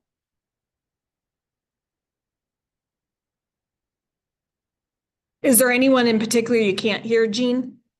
Whoever was speaking, I think, was it Janelle and somebody was just speaking Yep. about Okay. a candidate? Can you hear this, Jean? Oh, Yeah. you can. Okay, I thought maybe the mic wasn't working. So what happened with our first applicant was, We're not sure, Jean. She, I was just sharing that she filled out her application on site at the Warm Springs Back to School Barbecue. She was very excited about the opportunity. To the extent that she didn't even want to take the application home. She wanted to fill it out right there on the spot, so we'd have it right away. Mhm. Courtney called her and left her a message reminding her of this appointment. She'd also received an email confirmation, so we're not sure why she was unable to attend tonight. Yeah. Did you get to ask her any questions? I I didn't know. I was more answering questions about what we do and what we're looking for and that sort of stuff. Yeah. So, yeah. But everything we talked about, she put on her application. Her email has Paiute in it. It's cool. Yeah. well, I'll say of the 3 that we interviewed this evening, I think I would cast my vote for Frank Maynard. I liked that he had the coaching career background. I think he'd bring some strength in our land-based programs. The other thing I was thinking, Jean, is that eventually, like with the bathroom project and some of the construction background he has is something that I think we lack in this group. Yeah. Other than my Yeah. husband. Usually Yeah, I was throw in- going with that next. His construction background as a project manager, he would be an asset. And then I noted that he said that he had gone to the website, he'd done some research. To me, that showed a strong interest. Yeah. I also love that he stayed. Yeah. That was gonna be my Yeah. exact point. He Yeah. was the one who stayed Yeah. and listened and actually went through the financials, which I think just attendance, He's come, awareness, and then staying kind of conveyed all the things he said about himself. and he's actually sat through quite a few of He our board has. meetings in the Yeah. past. Yeah, that wasn't his first. Because he really wants to be a part of getting more facilities, which is part of our, Yeah. I don't know the title of this plan. The business plan? The business plan, yeah. I also like he was comfortable asking questions. I think he also has shown at other meetings and our interactions that he has positive communications. Yeah. And has always Yeah. engaged in, he's shown his involvement also. Mhm. You know, Yeah. I watched him coaching some of the club volleyball. And I don't know, I just noticed he never lost his noodle. He Yeah. stayed pretty cool and calm. So I would propose that we ask Frank Maynard to join us. Is there a second? All second. All in favor? Aye. Aye. And that is unanimous. That is All wonderful. So Courtney, next steps, Do I reach out to Frank? Do you reach out to Frank? I And reach out then to do we Frank. also tell him about the date for that meeting? Yeah. Frank. I think, Deanna, next steps is let's, invite him to join us for one of our chair executive director meetings and we Okay. can do a orientation for him. Love it. Okay. So Deanna, are you can email the other candidates? I guess. Yes, yes. Yeah, do you want, in the same email, do you want to invite them To join the. to Friends join of the Friends of MACRD. MACRD? Absolutely. I'm gonna reach out to RB too. Yeah. so. Thank them for their, be like Yeah. a thing that goes to all of them that said, thank you for their Mhm. interest, submission, and we Yeah. really appreciate the desire to be on the.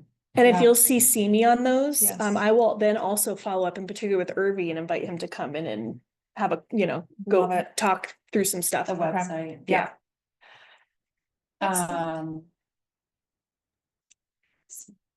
Oh, I think that we should post something somewhere or in multiple places that we had 4 candidates that will, We'll do a press release Yeah. to announce who and the, on Facebook. Yes. we'll do a press release and then we'll also do a Facebook post and then you can share it. Perfect. And you could get this from Frank. It might be nice with the press release to do like a picture of him in up here, like, He has like a coaching one, doesn't he? or something that, for people to be able to recognize him. Yeah. With it. I don't think I'm gonna be able to do those tonight, but I'll do them tomorrow morning. So. And it's only 8. I know I go to bed at like 8. I know it's better. Said a photo with press release is perfect. Will do. Excellent. This is very exciting. Correspondence. Board members, in your packet, I have. Oh, I'm going the wrong way. Hold on. So we have our Google reviews. We have 1 positive review and 1 critical feedback review. Those are included in your packet. I tried to reply to the critical feedback one, but the person who posted it has no replies allowed on their Google account. They had issues with our family swim not having the slide on. And not having the diving board and the rope swing open. And talked about us not informing public about schedule changes. This one was posted on our website. So we do our best when we have a rental to post it. But we can always do better. And we'll work on trying to figure out better ways to communicate that. Just Chris, what was the thing on the smell? He said it smelled like chlorine or Chlorine. bleach.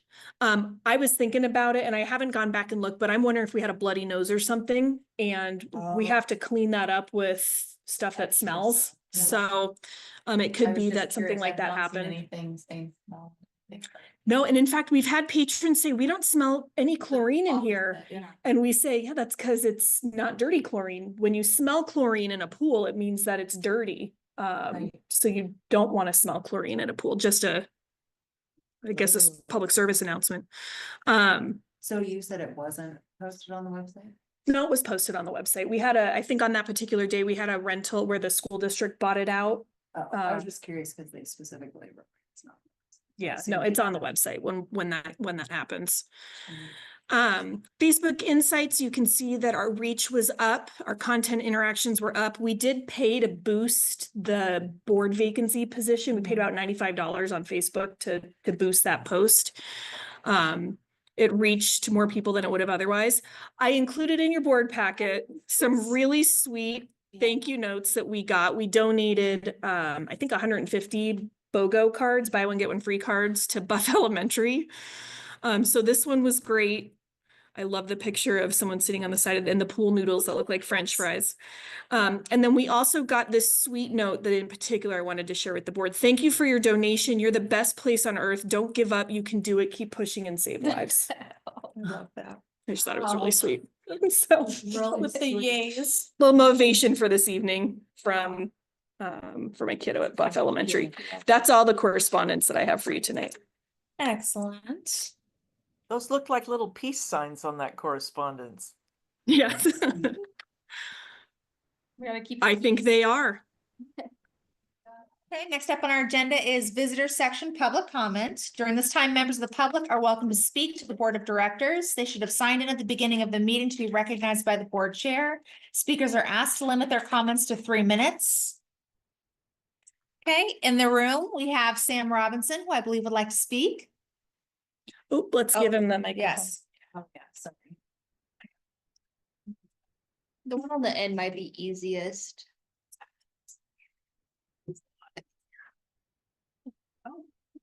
Thanks, and and 3 minutes, I'll make this quick, because I have to get back to work. But anyway. Some updates for you guys, well, I should probably state my name. This is, well, most of you already know who I am, my name's Sam Robinson. And yes, I'm an employee, custodian worker for the MAC. I'm also a disability advocate. I've just recently joined another self-advocacy group that is on the national level. I'm also on the Oregon Self-Advocacy Coalition group. I'm a board member for Full Access High Desert. And I'm on the Statewide Transportation Improvement Fund Committee for Jefferson County. And I'm a Quanian for Madras. Okay, need I say more? Okay, well, just to get straight to the point, I'm not gonna bore you all with details. I've heard some comments about October 8th, and I'm like, yeah, sorry, I'm not gonna be here for October 8th, I'm gonna be in Japan. Woohoo. Yep, it's coming up. I'm going to Japan in October, from October 8th to October 16th. And I'm going there to raise awareness for people with disabilities. And there will be a story in the news article in the Madras Pioneer. I've already talked with news reporter Kiva Hansen about that. And I'm gonna take a lot of pictures, and there, who knows, there might be some news media when I visit the care facility in Japan. I don't know. But if that were to happen, I welcome it. But aside from that, I'm facing a struggle. Not financial, no. But I'm facing a struggle with the recruitment. I'm trying to get, so I already have a business plan, I have bylaws, I have business cards. I already have a disability for a day workshop, not yet approved, but I'm still in the marketing strategy, but now I'm to the point where I can recruit board members for board of directors, but I'm in a bind right now. I'm looking for someone who can be board president for the nonprofit I'm creating. Just for a short time. I need to get the ball rolling.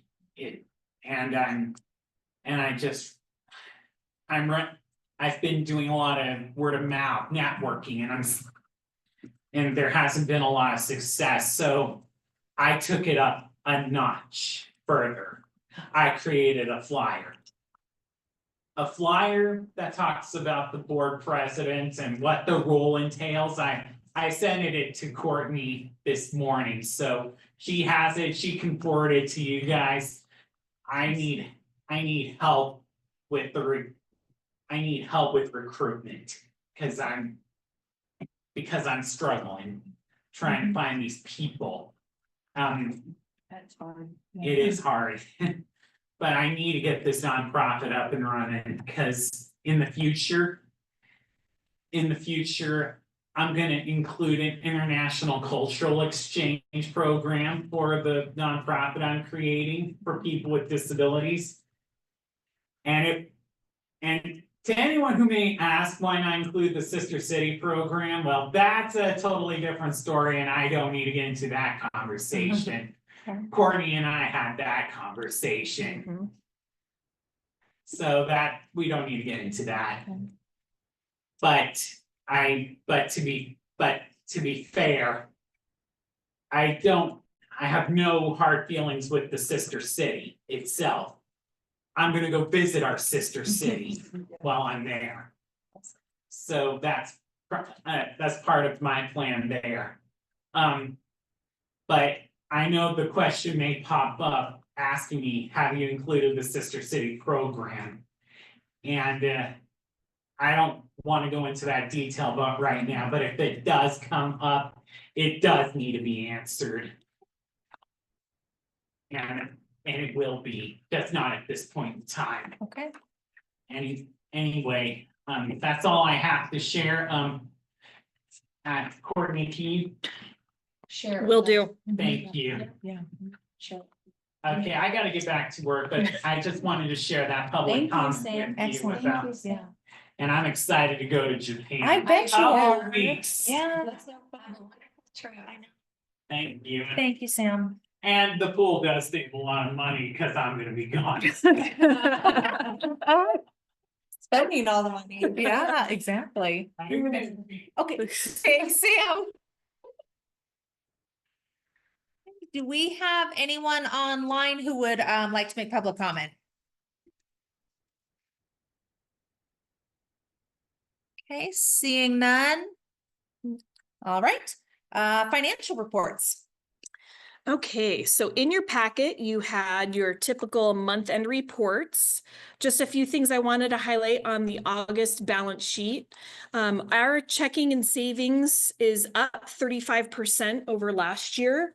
Part of this is we've got a lot less staff working during the September closure. Our payroll is down pretty significantly this month. It also reflects that for the end of August, we were really trying to cut as many hours and expenses as possible to get us through until November. Accounts receivable is up quite a bit, and that's because we've invoiced the school district for the first half deposit for the intergovernmental agreement. And so overall assets are up 30% over last year at this time. Credit cards are also up quite a bit, and part of that is we had to buy we had to pay for things online, like to redo the blocks. We had to get a kit that was $3,100, and we had to do some other things. So you're going to see quite a bit of credit card usage this month, August, and then also in September because of paying for a lot of our maintenance and refurbishing some stuff during the closure. Payroll liabilities are down 15% year over year.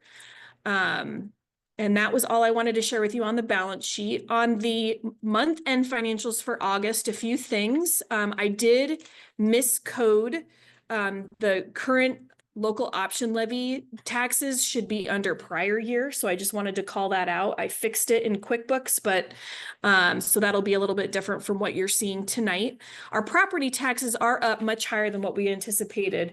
And that means people are paying back taxes. They're paying what they owe from last year. The other thing I wanted to point out on revenues is we did receive $10,000 from the MAC Trust, which is helping to pay for both the junior swim team program and refurbishing those blocks. I reached out to our insurance company and we've received 2 rebates on our current year liability insurance because of the reduction in our hours and the changes to our schedule. So this first one is $339. I believe the check we just got is another $2,900. So that's a reduction.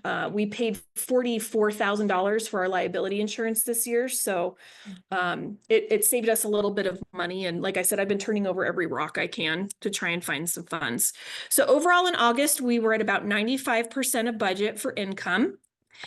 And then for expenses, I'm going to scroll down. For personnel, we were at 92% of budget.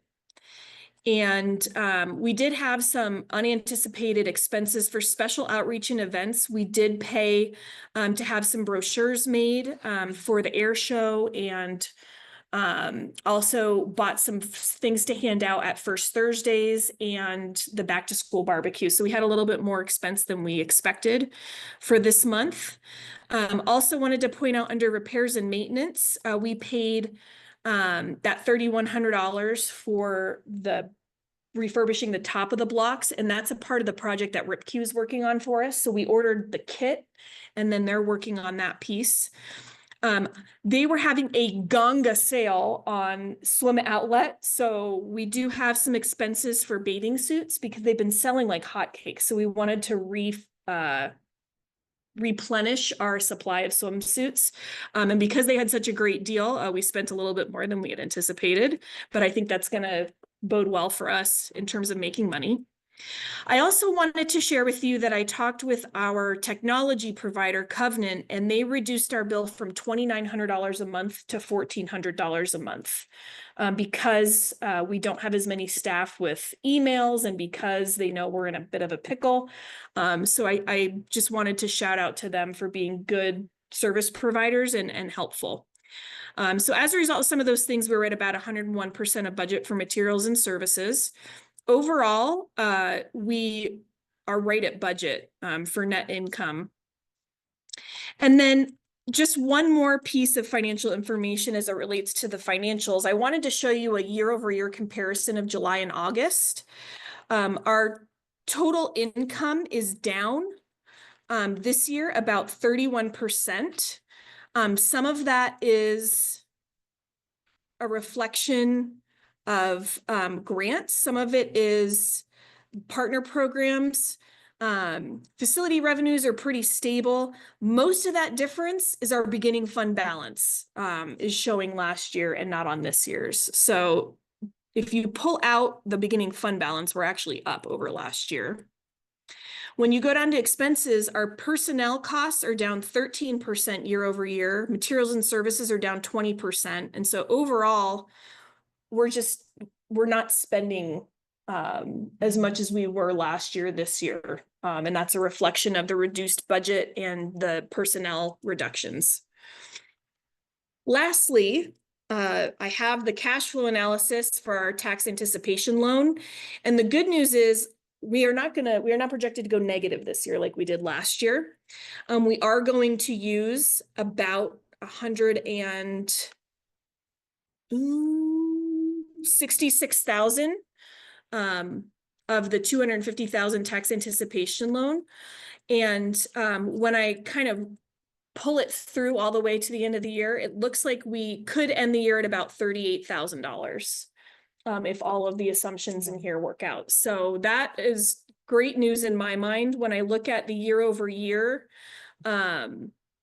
between last August and this August, I think we're doing a really great job holding down costs. So that's the financial report for this month. I don't know, Jean, if you have anything to add.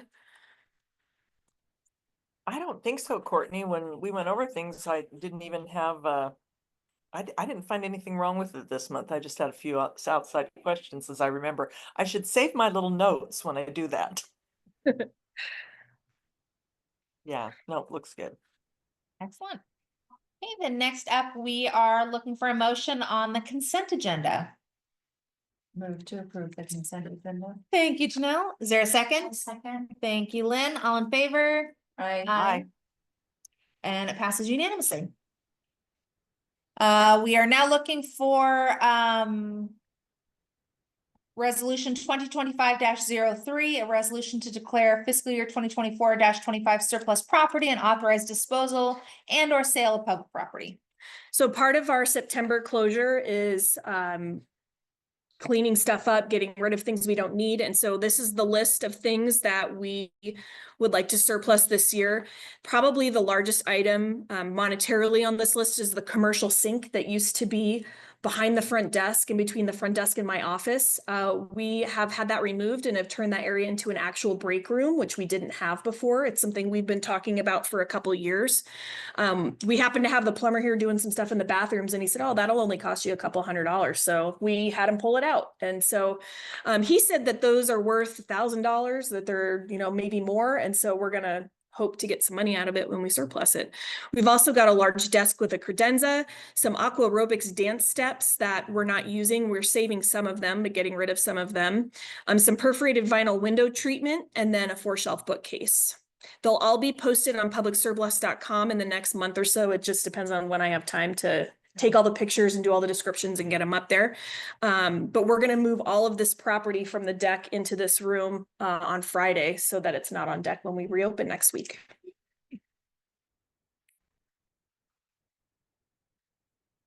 Are there any questions on that? If none, then we're looking for a motion. Move to approve resolution 2025-03 regarding surplus property from 2023. I'll second. Thank you, Lynn and Jen. All in favor? Aye. Aye. And it passes unanimously. Next up, we have our executive director report. So I've already told you how extremely proud I am of our team for all of the hard work. We've really encouraged our staff that this is a good time to take time off. And so our 2 front desk staff are out this whole month. We've had 2 part-time staff hang on for a couple days a week. And then there's the core 4, me, Amanda, Peyton and Shauna, who've also tried to take some time off as well, but also get projects done. So just a shout out to the team. It's really, I'm excited for folks to see it when they come back. The auditors have been conducting testing, and they are considering putting a note in the audit that they have concerns over the financial sustainability of the district. They said it in a way that I think they expected me to go, oh no. And I said, no, yes, please do that. And we will respond as management and explain what the district's plans are to address it. It doesn't require any additional reporting or anything to the state. It just ends up being a footnote in that audit report that they noted it and that we responded.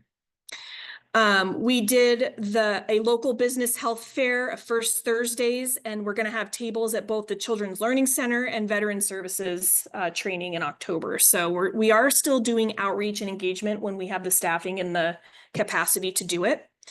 And then we're working with 509J in the Jefferson County Public Health Department. The health department got a Central Oregon Health Council grant to offer basketball programming to try and help prevent folks from getting involved in drugs and alcohol.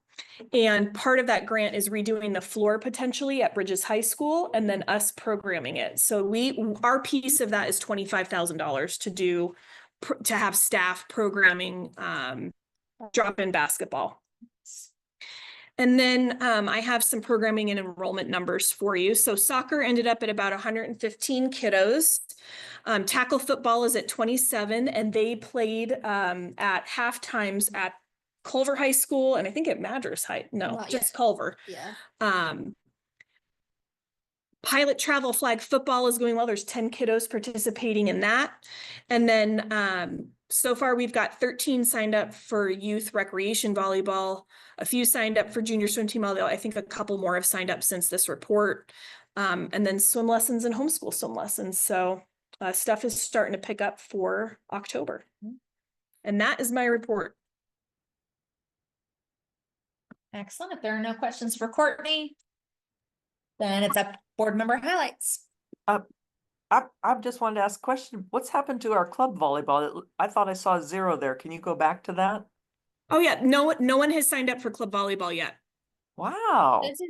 This is pretty normal. People always wait to the last, for some reason, club volleyball, it's that last week is when we get a bunch of signups. Also, this year we pushed signups up like about 2 months just to make sure we get into tournaments. So I think the timing is also throwing people off because people are still like in the thick of high school volleyball and not thinking about club yet. But that registration is still open for another month, so. When does it actually start? I thought it was ongoing right now. No, so high school volleyball is happening now. Club volleyball doesn't start until December, but Okay. it's such a competitive field in like Central Oregon getting into tournaments because we do not go over to Portland or Washington for them. So there's very limited number, and a lot of them are hosted by other like club volleyball leagues in the area. So trying to get into those tournaments is why we've pushed them up. I see. Thank you. Who wants to kick us off with board member highlights?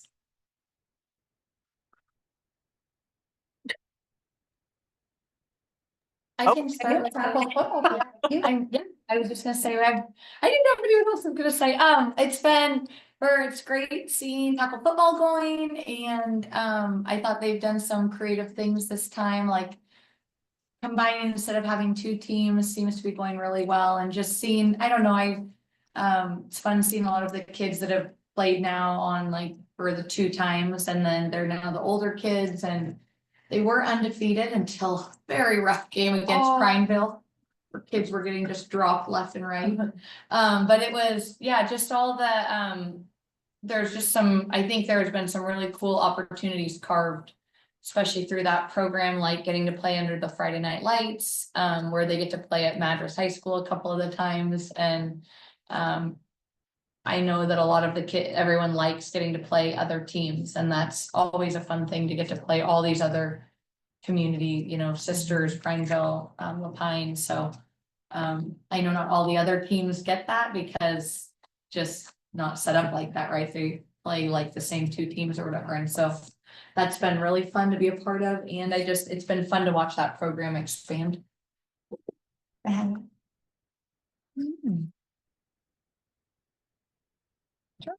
My highlights are I was able to do the Warm Springs back to school barbecue. And that was a lot of fun. We had some fun wind gusts that got neighboring tables bonding. It was great to meet people, talk to a bunch of kiddos, be able to hand out the buy one, get one free admissions, which people were very appreciative of.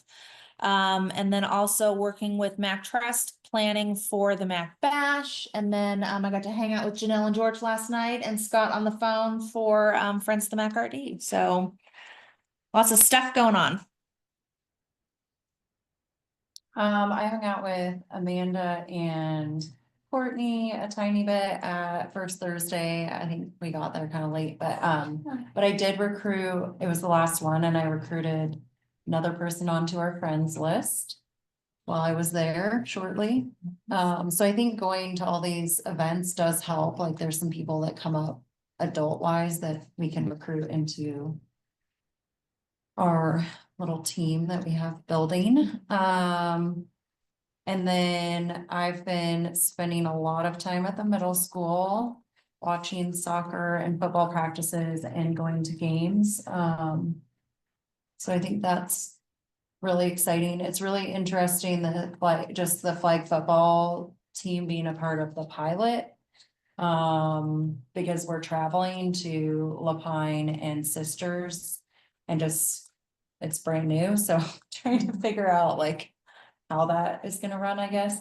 But last weekend it was just interesting because we had one game, but there was teams, all these teams came from Sisters and Lapine and they have more than one team. And so there were all these games that they all had to travel here and only one Madras team and one game against a Madras team. So I felt a little bit bad.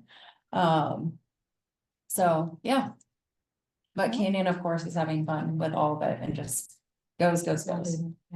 Yeah, this Saturday has 2 soccer games back to back and then football. So, and practices, we have 4 days a week. Dang. Just don't forget about pictures.